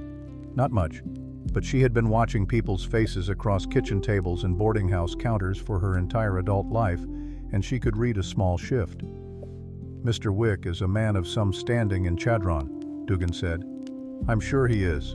He can use that standing to recover his payment from Eldon Price, who took his money under false pretenses." She looked at Dugan steadily. "I never agreed to this. I was never asked. I found the contract by accident and I left. That is the whole of it." Dugan sat on his horse and she stood on the track, and the creek ran behind her, and the morning was very clear. "You have a plan," he said. It was not a question. "I do." "Cheyenne." She said nothing. He looked at his horse's neck for a moment, then he looked back at her. "I've been doing this work for 22 years, he said. I've brought back women who wanted to be brought back and women who didn't. I've handed people over when I should have looked more carefully at what I was handing them into." He paused. "I am getting old enough to look more carefully." She waited. "The notary you mentioned," he said. "If Price's own employee witnessed that document, it's not worth what Wick paid for it." "No," she said. "It isn't." He was quiet again. "Do you want to go back?" he said. The question surprised her by its directness. Not its content, which she had anticipated, but the way he asked it, plain and without the weight of an expected answer pressing on it. "No," she said. He looked at her for a long moment. The younger man beside him was looking at Dugan, now waiting. Dugan reached into his coat and brought out a folded document. He looked at it. He turned it in his gloved hands. "I'll report I didn't find her," he said. He looked at her. "Wick will have to take the matter of his money up with Price, which is where it belongs." He put the document back in his coat. She looked at him. "Why?" she said. He looked at the mountains behind her, at the bough on her shoulder, at the carpet bag in her hand. "Because you answered me straight," he said, "and because you came out of the trees on your own terms." He looked at the younger man. "In 22 years I have learned that a person who comes out of the trees on their own terms is not a person who was wrongly fleeing." He gathered his reins. "Good luck in Cheyenne, Miss Calloway." He turned his horse north. The younger man followed without speaking, though he looked back once at her before the bend in the track took them. She stood on the track alone. The creek ran behind her. The mountains were still in the morning light. She could hear the horses moving away, the sound of them diminishing in the way of all sounds in mountain country, gradually absorbed by distance and terrain until there was no sound left, only the morning itself, which had been here before any of them and would be hereafter. She picked up her carpet bag. She started walking. The creek bent sharply east after another 40 minutes, exactly as he had said it would. She left it and held south, reading the ground the way he had taught her. And after 2 miles, she saw the chimney rock on the ridge to her right, a column of limestone standing separate from the hillside, shaped by nothing but time and weather and its own particular geology. She looked at it for a moment, then she walked on. The trees thinned, the ground leveled. The mountains fell away behind her into the middle distance, where they became the scenery they had always been from Millhaven's kitchen window, beautiful and unspecific, and no longer something she was inside of. The wagon road appeared in the late afternoon, 2 ruts through the grass frozen hard by the season running east to west, and she could see to the east the faint smudge on the horizon that might be the beginning of settlement or might only be weather. Either way, it was direction. It was a thing to move toward. She went to the south side of the road and found the tree cover he had told her to find a stand of cottonwoods with enough density to provide concealment without obscuring her view of the road in either direction. She set her carpet bag down. She sat on it. The afternoon light moved. The temperature dropped with it. She ate some of the jerked venison from the bundle he had packed, and she watched the road and the sky and the mountains behind her, which from this distance looked like something you might choose rather than something you had fallen into. She waited. The sun was an hour from setting when she heard the horse. One horse, coming from the north from the direction of the mountains, moving at a pace that was steady and purposeful and familiar to her in the particular way that a pace can be familiar when you have been listening to it for 5 days. He came out of the tree line to the north of the road. He had a pack horse with him, a second animal loaded with what she imagined was everything in the cabin worth bringing. The cabin itself he had apparently prepared for winter in the time he had, though she would not know what that preparation looked like and did not need to. He saw her in the cottonwoods. He crossed the road and stopped the horses at the tree line. She stood up. He looked at her, then at the road behind her, then at her again. "Dugan found you," he said. It was not a question. "Yes. And he went back north," she said. "He said he'd report he didn't find me." Silas looked at the road for a moment. "He's a fair man," he said, "for the work he does." "I thought so." She picked up her carpet bag. "How is the cabin?" "Closed up. Fire out shutters up, the meat and the cash is covered." He paused. "It'll keep." She looked at the horses. She looked at him. "You came," she said. He looked at her steadily. "I said I would," he said. She looked at the road running east. "Adler's office," she said. "Do you know where it is in Cheyenne?" "On Cary Avenue. I know the building." "Then you know where we're going." I do. She looked at the mountains one more time. They were going purple in the last of the afternoon light, the snow on their peaks catching something from the sky above, that the sky itself was no longer showing the last of the sun held in the high places after it had let go of everything lower down. It was the kind of thing you notice when you are leaving it, which is perhaps when it most deserves to be noticed. She turned east. He brought the horses alongside her. They walked together into the last of the afternoon light, the wagon road straight and clear before them, the mountains at their backs, and somewhere ahead in the direction they were moving whatever came next, which was more than either of them had been able to say with any certainty for longer than was comfortable. The road was cold and the light was going, but it was good ground, clear enough to see where you were going. That was enough to start with. Cheyenne announced itself before it was visible. The smell came first. Coal smoke and horse and the particular smell of a place where many people live close together, and the ground has absorbed years of their presence. Ground does in settlements of any size, taking on a quality that open country never has. Not unpleasant exactly, but unmistakable, the smell of human density. Then the sound which was not one sound but a layering of them, wagon wheels on frozen road. The distant hammer of a blacksmith voices carrying without words across cold air, a dog somewhere making its opinions known about something. Then finally the buildings themselves appearing at the edge of the plain as they came over a low rise in the road, first the water tower and the tall false fronts of the main commercial street. Then the spreading grid of lesser structures beyond houses and sheds and the skeletal frames of things still being built. Cheyenne, in November of 1880, being a city that had not yet decided how large it intended to become and was erring on the side of ambition. Ruth had not been to Cheyenne before. She had been to Laramie once 3 years ago on a freighting run with Eldon that had required an extra hand for 2 days and for which she had not been paid but had at least seen something beyond Millhaven's single street. Cheyenne was larger than Laramie by enough that the difference was qualitative rather than merely quantitative. It had the feeling of a place that expected things from itself. She rode on the pack horse which Silas had redistributed the load from to make room the supplies rearranged into a more balanced configuration with the ease of someone who has packed animals for years and understands weight and balance as physical principles rather than calculations. She had not asked to ride. He had looked at the distance remaining and the condition of her boots, which had been wet twice and dried badly and were beginning to show it at the left sole, and said simply that the horse could carry her for the last few miles without trouble.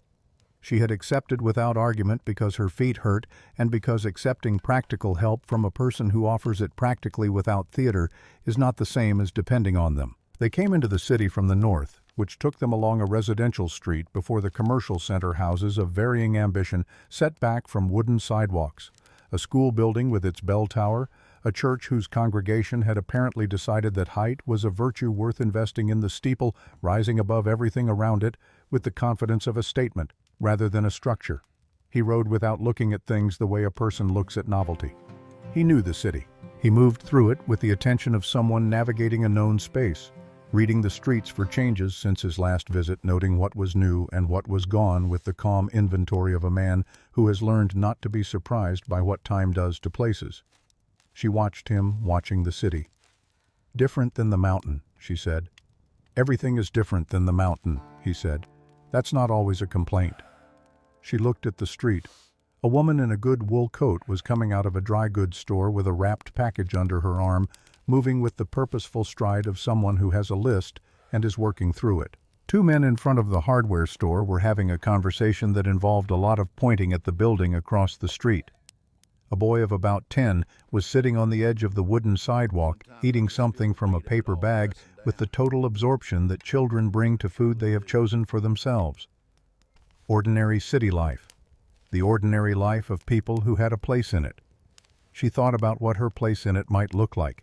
Not the imagined place, the one she had been constructing in her head across the mountains and the wagon road, but the actual place, which would be determined by what Adler could do and what work she could find, and how far $7.40 stretched in a city that smelled of coal smoke and ambition. She had been constructing that place in her head for a week now, and she was aware that the construction was part of what had kept her moving. The mind needs something to walk toward. She had given hers Cheyenne and a kitchen and a beginning, and those things had served their purpose, which was getting her here. Now that she was here, the construction needed to meet the actual city, and she was prepared for the adjustment that would require. "Adler's office," she said. "Cary Avenue." "2 streets east," he said. "We'll stable the horses first. There's a livery on Grant I've used before." The livery was where he said it was run by a man of about 60, with a precise gray mustache, who recognized Silas with the nod of someone who has filed a person away as reliable and retrieves that assessment without needing to revise it. He took the horses with the manner of a man who regards animals as his primary responsibility, and people as a secondary inconvenience, which Ruth found entirely reasonable. They left the livery with their bags. The street outside was busy in the way of a city in the middle of the afternoon, people moving with the directional certainty of those who know where they are going. The sidewalks wooden and mostly sound, the road between them, frozen mud that had been frozen mud long enough to achieve a kind of stability. The cold here was different from the cold in the mountains. Less clean, more complex, mixing with smoke and breath, and the heat that leaked from buildings, a city cold that contained more of human life than the high country kind. She walked beside him on the sidewalk. She was aware of how they looked. A large man in mountain clothes with a pack over his shoulder, and a woman who had been in those same clothes for 5 days walking beside him carrying a carpet bag and a bow. She had not yet found a way to pack that didn't make her look like she was preparing for a siege. She was aware of this, and did not particularly care, which was its own kind of information about how the last 5 days had changed something in her accounting of what mattered. "Before we go to Adler," she said, "I need to find somewhere to stay tonight, a boarding house." "There's one on Ferguson that was decent 4 years ago," he said. "We can check it on the way." She looked at him. "And you," she said. "I know a man who runs a freighting operation out of the south end of town. I've done some work for him over the years. He has a bunkhouse." He looked at her. "I'll be fine." She nodded. They found the boarding house on Ferguson, which was run by a woman named Mrs. Hennessy, who had the organized efficiency of someone who has been managing other people's requirements for long enough that she has reduced the process to its essential components. She looked at Ruth with the frank assessment of a woman who takes in boarders and has learned to read the ones who will be trouble from the ones who won't. She showed Ruth a room on the 2nd floor. It was small and clean and had a window that looked out over the backyard where a line of washing had frozen solid in the shape it had been hanging in when the temperature dropped, shirts and stockings stiff and three-dimensional like a ghost laundry. $1.50 a week, Mrs. Hennessy said. "Breakfast included. Supper if you give me notice by noon." "I'll take it," Ruth said, "for a week to start." She paid from the tin, $5.90 remaining. Mrs. Hennessy left her with a key and the information that supper was at 6 and she would need to provide her own soap. Ruth set her carpet bag on the floor and sat on the edge of the bed and looked at the room. It was the first space that was entirely hers since she had left Millhaven. Not borrowed, not conditional on her usefulness, paid for with her own money and belonging to her for the week she had paid for it. She sat with that for a moment. Then she stood up, straightened her coat, picked up her carpet bag, and went back downstairs where Silas was waiting on the sidewalk. "Ready?" he said. "Yes," she said. They walked to Cary Avenue. Thomas Adler's office occupied the 2nd floor of a building on Cary Avenue that also housed on its ground floor a land title company and a telegraph office, 2 businesses that between them dealt in the most fundamental currencies of the frontier, which were where things were and how fast information about them could travel. The arrangement struck Ruth as either accidental or very deliberate, and she could not decide which. The stairs to the 2nd floor were on the outside of the building, a wooden staircase with a railing that had been repaired recently on the left side, the new wood still bright against the weathered gray of the original. At the top of the stairs was a door with a frosted glass panel and the words, "Thomas Adler, Attorney at Law," painted on it in letters that were precise and undecorated, the lettering of someone who regarded ornamentation as a form of dishonesty. She knocked. The voice that said "come in" was old in the way of a voice that has been used extensively for a long time and has developed the particular resonance of that use, deeper and more certain than a young voice and with less need to prove anything. She opened the door. The office was smaller than she had imagined and more crowded, not with furniture, which was minimal. A desk, 2 chairs for visitors, a filing cabinet of significant age and apparent capacity, but with paper. documents in organized piles on every surface, folders stacked with the precision of someone who knows exactly where everything is and would notice immediately if anything were moved. The walls held bookshelves, and the bookshelves held law books whose spines were worn in the way of books that are used rather than displayed. Thomas Adler was behind the desk. He was 70 or close to it. His hair was white and cut short. His face had the lined quality of a man who has spent decades concentrating on things that require concentration. The lines not of age alone, but of sustained particular attention. His hands on the desk were large and very still, the hands of someone who has learned that unnecessary movement is a form of imprecision. He looked at Ruth. He looked at Silas standing behind her. He looked at Silas for a longer moment, and something moved through his expression that was not quite recognition, but was in the neighborhood of it. "I know you," he said, not a question. "Copper Ridge," Silas said. 1873. I was a witness for the families. Adler looked at him for another moment. "Morrow," he said. "Yes." Adler looked at his desk. He looked back at Silas. He did not say he was sorry, which Ruth noted and respected, because Adler was clearly not a man who said things he did not mean, and sorry from the man who had argued the other side of that case was a thing whose meaning he would have had to decide on carefully before offering it. "Sit down," he said, "both of you." They sat. He looked at Ruth. "Tell me what you need," he said. She told him. She told it in the order it had happened without embellishment, beginning with finding the contract and ending with Cy Dugan on the mountain track and his decision to report he had not found her. She gave him the facts in the way she had given Silas the facts, plainly, and without performing emotion about them, because the facts were sufficient on their own, and emotion added to them was not evidence, it was noise. He listened without interrupting. He made 2 notes on the paper in front of him. When she was finished, he held out his hand and she gave him the contract. He read it. He turned it over. He read it again. He set it down. "Eldon Price is listed here as your legal guardian," he said. "He is not my legal guardian," she said. "He was my mother's husband. My mother died 4 years ago. There was no legal proceeding establishing guardianship. I was 24 when she died and had been managing my own affairs for 2 years before that. You have no documentation of your age. My birth was recorded in the county records of Laramie County. I was born in 1852. I am 28 years old. I have been a legal adult for 10 years. He looked at the contract. "The witness is a notary named Garrett," he said, "from Millhaven. Eldon Price's freight company uses a notary named Garrett for all its business documents," she said. "I processed those documents for 2 years in the boarding house office." He made another note. "You processed his business documents," he said. "I did the books for his freight operation. Not officially. He did not pay me for it, but I did it." Adler looked at her over the top of his notes. "You have knowledge of his business practices," he said. "Considerable knowledge," she said. He was quiet for a moment.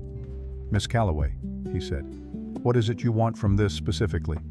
She had thought about this on the wagon road and in the boarding house room and in the 5 days in the hollow, turning it over and looking at its different sides. "I want the contract declared void," she said. "I want Harlan Wick to have no legal claim on me. I want Eldon Price to have no further ability to enter into agreements using my name." She paused. "And if there are other women in Millhaven or anywhere else in his reach whose names he might use in similar ways, I want that stopped." Adler looked at the contract. "The contract itself," he said, "is voidable on its face. You were never a party to it. You never signed it. There is no documentation of guardianship. A court would look at this for approximately 10 minutes before dismissing it." He set the paper down. "Harlan Wick's recourse is against Price, not against you. Wick is a fool, but that's his own concern." "And Price," she said. "That's more interesting." He looked at his notes. "If he has been using a business notary to witness personal documents, that notary has a problem. If he has been conducting business practices that don't hold up to scrutiny, which I suspect from your description is the case, then there are avenues." He looked at her. "It will take time, and it will require your continued cooperation. You would need to remain in Cheyenne, or at minimum remain available." "I intend to remain in Cheyenne," she said. He looked at her steadily. "You're not asking me whether you should," he said. "No," she said. "I've already decided." I'm telling you so you know I'll be available." Something shifted in his face. Not approval exactly. The expression of a man who has spent decades watching people perform certainty and has learned to recognize the real thing when it walks into his office. "My fee," he said, "is normally $15 for initial consultation and retained services at a monthly rate thereafter." He looked at her.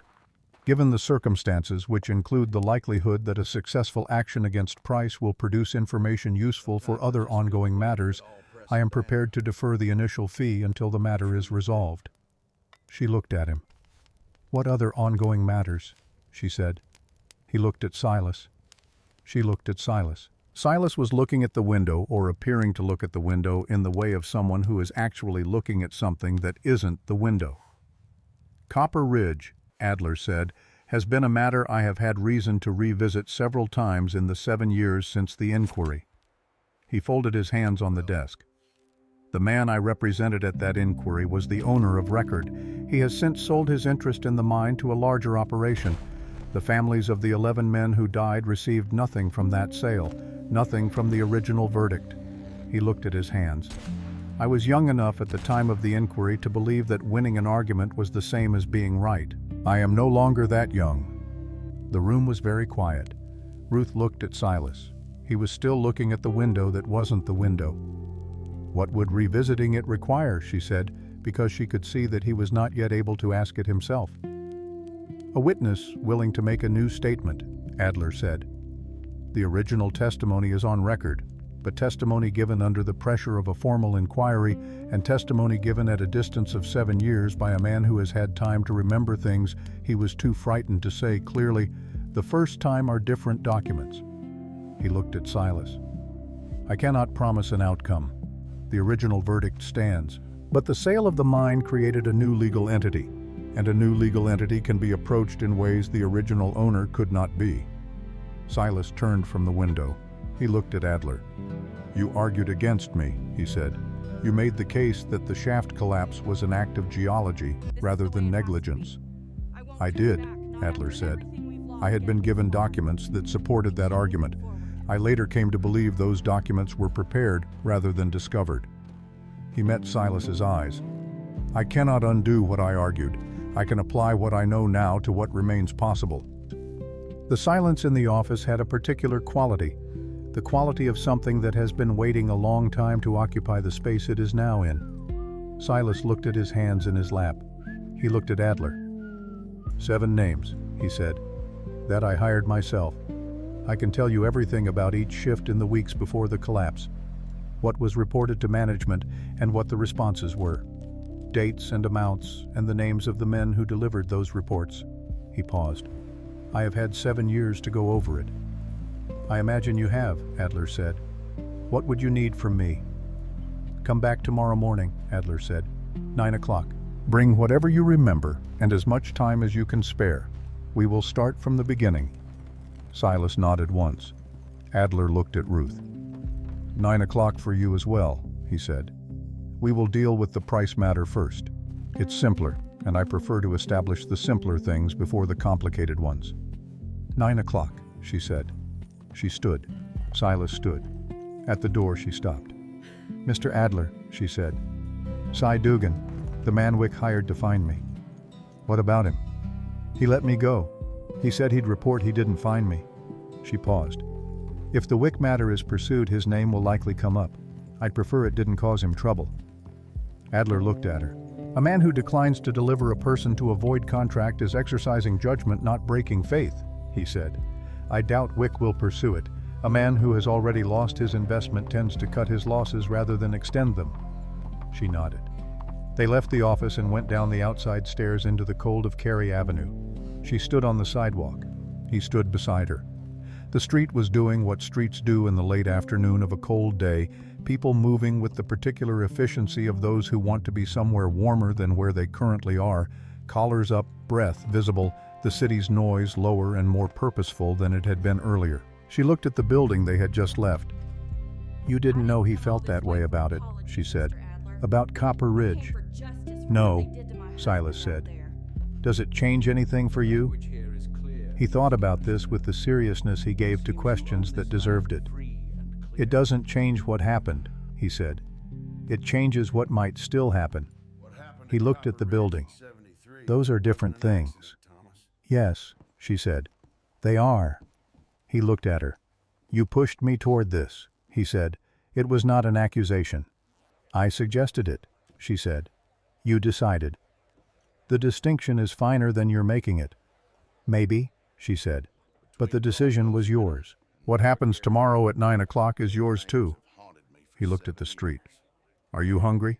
He said. She realized that she was extremely hungry in the way that becomes apparent all at once after being managed for a long time by the demands of other things. Yes, she said. There was a place on Ferguson I remember, he said. Near the boarding house. If it's still there? It was still there. A small restaurant that smelled of onions and coffee and the kind of food that is made by someone who learned to cook in a domestic rather than a professional setting and has brought that knowledge to a commercial space, which means the food has the quality of the real thing rather than the imitation. They sat at a table by the window and ordered from a woman of about 40 who moved with the efficiency of someone managing more tables than the room strictly required, and she brought them coffee first, which they both received with the gratitude of people who have been cold for several days. Ruth held the cup with both hands. He held his with one. She looked out the window at Cary Avenue, which they could see at the intersection to the north. What did you find when you looked for the families, she said. After Copper Ridge, the ones you told me you looked for. He turned his cup on the table. Caldwell's widow Mary went to her sister in Colorado. I found a letter from the sister. She was working as a seamstress in Denver. The children, 3 of them, were in school. He looked at the table. Reyes had no family here. He'd come up from New Mexico. I couldn't find where his people were. He paused. The Garrity brothers. Their mother, Nora Garrity, went to live with a daughter in Laramie. I wrote to the daughter. She wrote back once to say her mother was alive, but that the family preferred no contact with anyone from the mine. He said this last part with the flatness of someone stating a fact they have made peace with, but not without cost. That's fair, Ruth said. Yes, he said. It is. Did you tell Adler the names just now? Caldwell, Reyes, the Garritys? Not all of them. He has the original record. Tomorrow, she said. Tell him about Mary Caldwell in Denver and the daughter in Laramie. If there's any remedy available, the families need to know before anyone else. He looked at her. I was going to, he said. I know, she said. I said it anyway. He looked at his coffee. You do that, he said. Say things you were already thinking. Say things that are already decided as though they need saying. She thought about this. I spent 2 years in a boarding house where nothing was said that didn't need to be said twice, she said. I may have overcorrected. He looked at his coffee. The corner of his mouth moved in a direction that wasn't quite anything, and then stopped, which she had come to understand was as far as he generally went with that. The food came, roasted chicken and boiled potatoes and a dish of pickled beets that neither of them had ordered, but which the woman brought anyway with the manner of someone who has decided what the table needs regardless of what the table thinks it wants, and it turned out the beets were exactly right. They ate. Outside the window, Cheyenne moved through its evening. The light changed as the businesses began to light their lamps, yellow rectangles appearing in the windows along the street, the city shifting from its daytime self into its nighttime self, with the practiced ease of a place that has been making this transition long enough to do it smoothly. She ate the last of the pickled beets. He said, the freighting operation on the south end, the man I know there. He has been talking for 2 years about needing someone who can manage the books. She put her fork down. She looked at him. Is that an observation or a suggestion? She said. An observation, he said. That becomes a suggestion if you want it to. She thought about Adler and the deferred fee and the $5.90 and the week at Mrs. Hennessy's and the kitchen work she had been planning on. What does it pay? She said. I don't know exactly. More than a kitchen. He's a fair man with money. You keep saying people are fair, she said. Dugan is fair. Adler is honest. This man is fair. I've known them all long enough to have an opinion, he said. Or you've been alone long enough to give people the benefit of the doubt. He considered this. Maybe both, he said.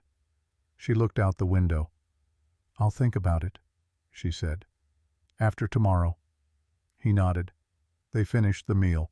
She paid her half before he could offer to pay the whole, which she could see him considering, and she paid it without comment, and he accepted it without comment, and that was the end of it. Outside on the street, the cold had come down fully now, the night temperature of Cheyenne being a different and more serious proposition than its daytime cold, and she pulled her coat around her. 9 o'clock, she said. 9 o'clock, he said. She looked at him. He looked at her. The hollow will be cold tonight, she said, not because it was relevant, but because she was thinking it. It will, he said. The shutters I put up will help, and the cache is well covered. She nodded. She was thinking about the fire in the stone ring and the tin plates on the hook, and the particular quality of the silence in the hollow in the early morning before anything had started. The silence that had felt after the first day, less like absence and more like a kind of presence. The silence of a place that has been inhabited long enough to have absorbed something of the person who lives in it. She thought about the bow leaning against Mrs. Hennessy's wall in the room on the second floor, which she had not found a way to store that didn't make it the most prominent object in the room. "Good night," she said. "Good night," he said. She walked back toward Ferguson Street. She did not look back. She went up to the room on the second floor, and she sat on the edge of the bed in the lamplight, and she looked at the wall, and she thought about tomorrow and Adler's office and the 9 o'clock that would begin whatever this became. She thought about Silas Morrow walking to the south end of town in the cold, to a bunkhouse at a freighting operation to a man he knew from the years before the mountain. She thought about the Garrity brothers and Mary Caldwell in Denver, and the daughter in Laramie who had written back once and then not again, and she thought about what it would mean if Adler could find something still movable after 7 years. And she thought about Silas sitting in that office tomorrow morning, giving his account of things he had been over in his head so many times that they had become a kind of furniture of his interior life, always there, always in the same place. She thought about what it costs to carry something that long, and what it might cost to put it down. She lay back on the bed fully dressed and looked at the ceiling. Outside, Cheyenne went on with its night. She listened to it for a while. The city sounds that were so different from the mountain sounds, the human density of it, the complexity of a place where many lives were being lived simultaneously in close proximity, each one separate and each one in some way touching the others by accident and intention, and the plain fact of proximity, the way all dense living works.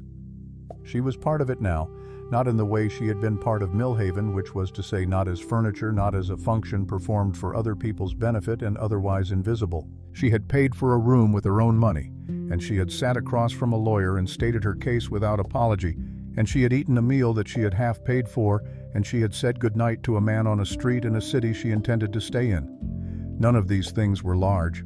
All of them were different from what her life had been a week ago. She thought that was worth something.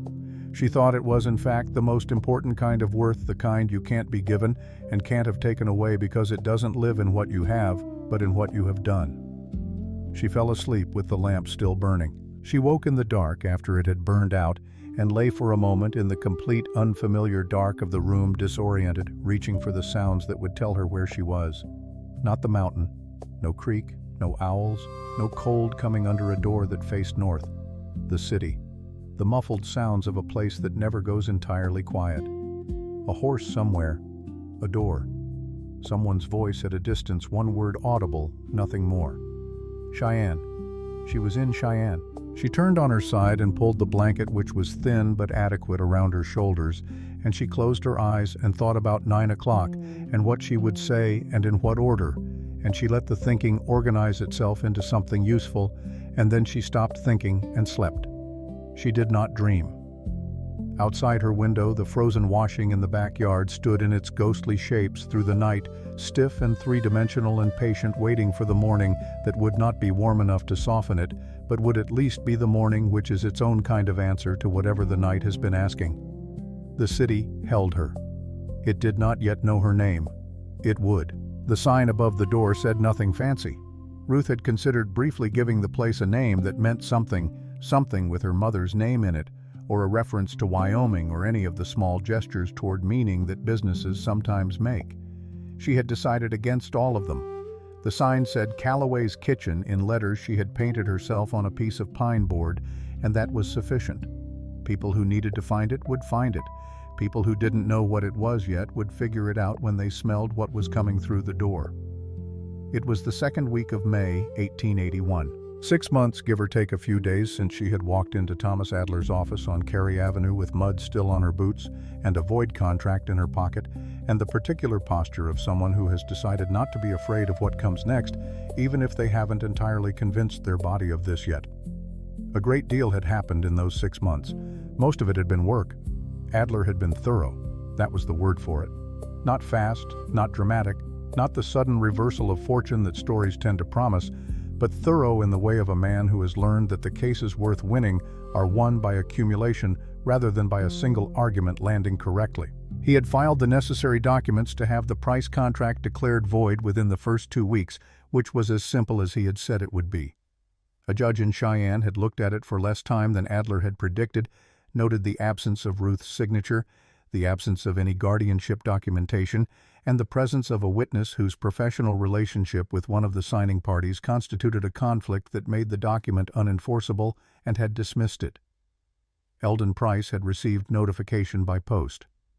Ruth did not know what he had done when he read it. She found examining herself for feelings about this that she did not particularly need to know. Harlan Wick had sent one letter to Adler's office, a short and poorly reasoned attempt to argue that the contract should be honored on moral grounds, if not legal ones, which Adler had answered in 2 sentences and not heard from again. Wick was, as Adler had said, a fool. Fools cut their losses when the losses become embarrassing enough. The Price investigation had taken longer and was not yet fully resolved, but Adler had found enough in the records that Eldon's notary, a man named Garrett, who had apparently been witnessing documents of questionable legitimacy for Price's freight operation for several years, had agreed to cooperate with the inquiry in exchange for consideration of his own situation. 3 other women whose names had appeared in Price's correspondence in ways that suggested he had been considering similar arrangements had been contacted and informed of their legal standing. Ruth did not know any of them. She hoped the letters had been useful. The Copper Ridge matter was slower still, and the outcome remained genuinely uncertain, which Adler had told them from the beginning, and which both Ruth and Silas had accepted, because the alternative to uncertain progress was no progress, and no progress was not something either of them was willing to return to. What Adler had found working from Silas's detailed account of the weeks before the collapse and the documentation that had since become accessible through the mine's sale to a new ownership group was enough to file a civil claim against the successor company on behalf of the families of the 11 men who had died. Not a criminal action, not the thing that had been refused at the original inquiry. Something different, narrower, and Adler believed more likely to result in something the families could actually use. Mary Caldwell, the widow working as a seamstress in Denver, had been contacted. She had written back within a week, her letter short and careful and containing at the end a single sentence that Silas had read 3 times before putting the letter down.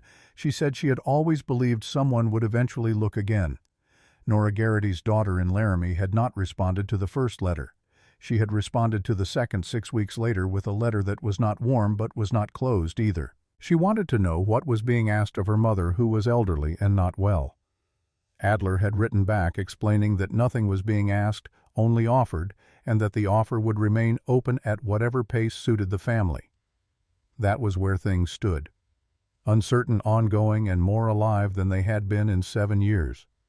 Ruth thought about all of this while she worked, which is to say, she thought about it most of the time because she was almost always working. The kitchen on 3rd Street had been a storage room for a hardware concern that had moved to larger premises in February, leaving behind a space with a functioning hearth, a plank floor that needed work, and a landlord named Mr. Beckett, who was sufficiently motivated by the prospect of regular rent to agree to a 2-month trial before committing to a longer lease.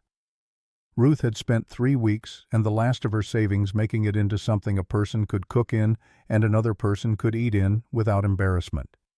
She had done most of the work herself. Silas had done the parts that required reaching the ceiling. The freighting business on the south end of town, run by a man named Cord Halsey, whom Silas had worked with years before, had offered Ruth the bookkeeping position as Silas had said it might. She had worked there for 2 months, which had given her enough to put down on the kitchen space and buy the initial supplies. She had left Halsey's employ on good terms, which she knew because he had sent 3 of his drivers to Calloway's kitchen in the first week it was open and had told them apparently that the food was worth the walk. It was worth the walk. She had made sure of it. The morning Mrs. Osgood walked in. Ruth was at the hearth turning a pan of cornbread that she was testing a new ratio on more fat, less meal to see if it changed the texture in the way she was hoping. The breakfast service had ended an hour ago and the lunch preparation had not yet fully begun, and the kitchen was in the brief quiet between which was the time she used for experiments. She heard the door. She turned around. Mrs. Vera Osgood stood in the doorway of Calloway's kitchen looking at the room with the expression of someone who has found an unexpected thing and is taking their time deciding what to make of it. She was smaller than Ruth remembered, or perhaps Ruth had simply not looked at her carefully enough, before the way you don't look carefully at the furniture of your daily life until it appears in an unfamiliar context. She was using a cane that she had not been using in Mill Haven. Her back apparently had continued to have opinions. "I thought it might be yours," Mrs. Osgood said, "when I saw the name." Ruth set the pan down. "How is your back?" she said. "Worse than it was and better than it will be," Mrs. Osgood said. "That's the trajectory." She looked at the room. At the tables, 4 of them with mismatched chairs that Ruth had acquired from 3 different sources, and that did not look mismatched because she had painted them all the same dark green. At the board on the wall where the day's offerings were written in chalk. At the hearth where the cornbread was cooling. "You built this." "I rented it," Ruth said. "Then I built it." Mrs. Osgood moved to the nearest table and sat down with the careful economy of someone managing pain that has become a negotiation rather than an emergency. She set her cane against the table edge. "My daughter is in Cheyenne now," she said. "Married a man who works for the railroad. I came to visit." She looked at Ruth. "I found the boarding house sold to new owners, and the kitchen cold in the mornings, which I had not thought I would miss." Ruth brought 2 cups of coffee to the table and sat down across from her. Mrs. Osgood wrapped both hands around the cup. She looked at Ruth over the rim in the way of someone who has something to say and is deciding how to say it. "I knew about the contract," she said. Ruth looked at her. "Not before you left," Mrs. Osgood said quickly. "After. Eldon came looking for you 3 days after you were gone. He said things." She looked at her coffee. "I told him I didn't know where you'd gone, which was true. And I told him that if I had known I would not have said, which was also true, and which I think he understood because he did not come back." Ruth thought about this. "You lost a cook," she said. "I lost more than that," Mrs. Osgood said, not looking up from the cup. "I lost the person who fixed the loose stairboard and left the coffee grounds out every morning and never once asked to be thanked for it." She paused. "I should have thanked you for it." Ruth looked at the old woman across the table.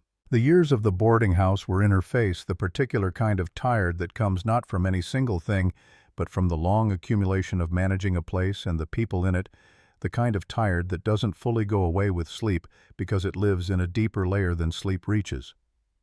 "You gave me a room when I needed one," Ruth said. "And you taught me the cornbread ratio when I was 12 years old, and you didn't have to do that either." Mrs. Osgood looked at the pan cooling by the hearth. "You changed the ratio," she said. "More fat," Ruth said.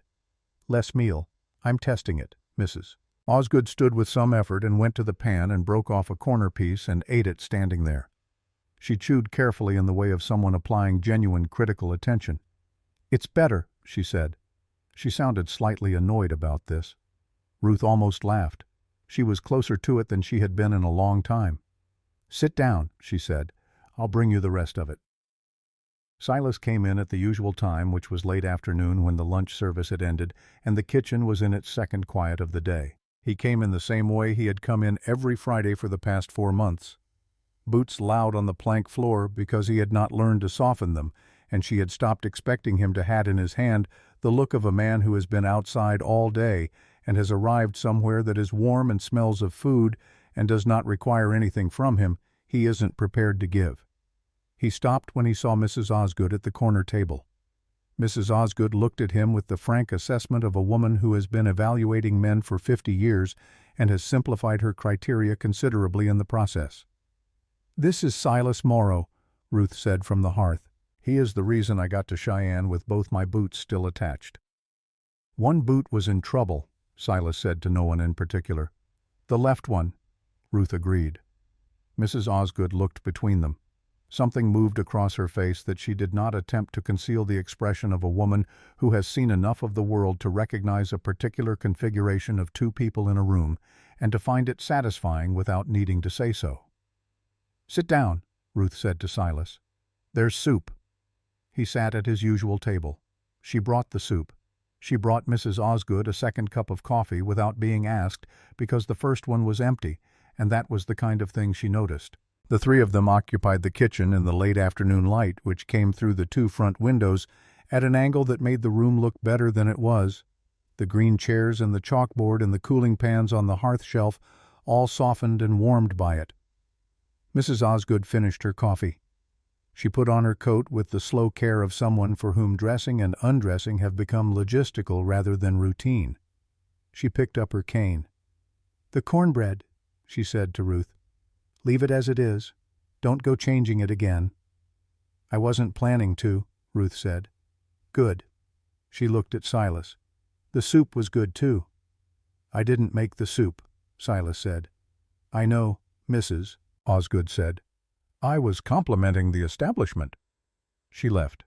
The door closed behind her. Ruth stood at the hearth and looked at the door for a moment. Then she picked up the cloth she had set down and wiped down the counter that did not need wiping, which she did sometimes when she needed her hands to be doing something while the rest of her settled. "Good woman," Silas said. "Yes," Ruth said. "She is." She turned around. He was looking at her with the expression she had come to know best over the past 6 months, the one that was not quite readable and not quite unreadable, the one that existed in the space between what he was thinking and what he was prepared to say about it. She had spent a long time learning to be comfortable in that space, and she was mostly there now. "Cord has work through the summer," he said. "Survey work north of here. 2 months, maybe 3. She looked at him. "When?" she said. "End of the month." She thought about the kitchen and the Friday afternoons and the soup that was ready at the usual time. "And after," she said. "After," he said, "I come back." She held his gaze for a moment. He did not look away, which he never did. "The Garrity family," she said. "Did Adler hear back?" "This morning." He turned his cup. "Nora Garrity died in March. The daughter wrote to say her mother had known at the end that someone was looking into it. The daughter said that mattered." He paused. "She is willing to be included in the claim." Ruth stood very still. "That's good," she said. "It is," he said. She turned back to the hearth. The soup needed stirring, which it didn't, but she stirred it anyway and thought about an old woman in Laramie who had known at the end that someone was looking, and thought about the 11 names that Silas had been carrying for 7 years, and thought about what it means to put something down, not because it is resolved, but because it is finally in the right hands. She thought about her mother's pistol, cleaned and oiled, sitting in the trunk in the room above the kitchen that served as her quarters now. She had not needed it since the mountain. She thought she would keep it anyway, not because she expected to need it, but because her mother had been right that a tool properly maintained is a different thing from a burden. She thought about the wagon road and the cottonwood trees, and the moment she had heard one horse coming from the direction of the mountains, at the pace that was steady and purposeful and familiar in the way a pace becomes familiar when you have been listening to it for the right amount of time. She set the spoon down. She turned around.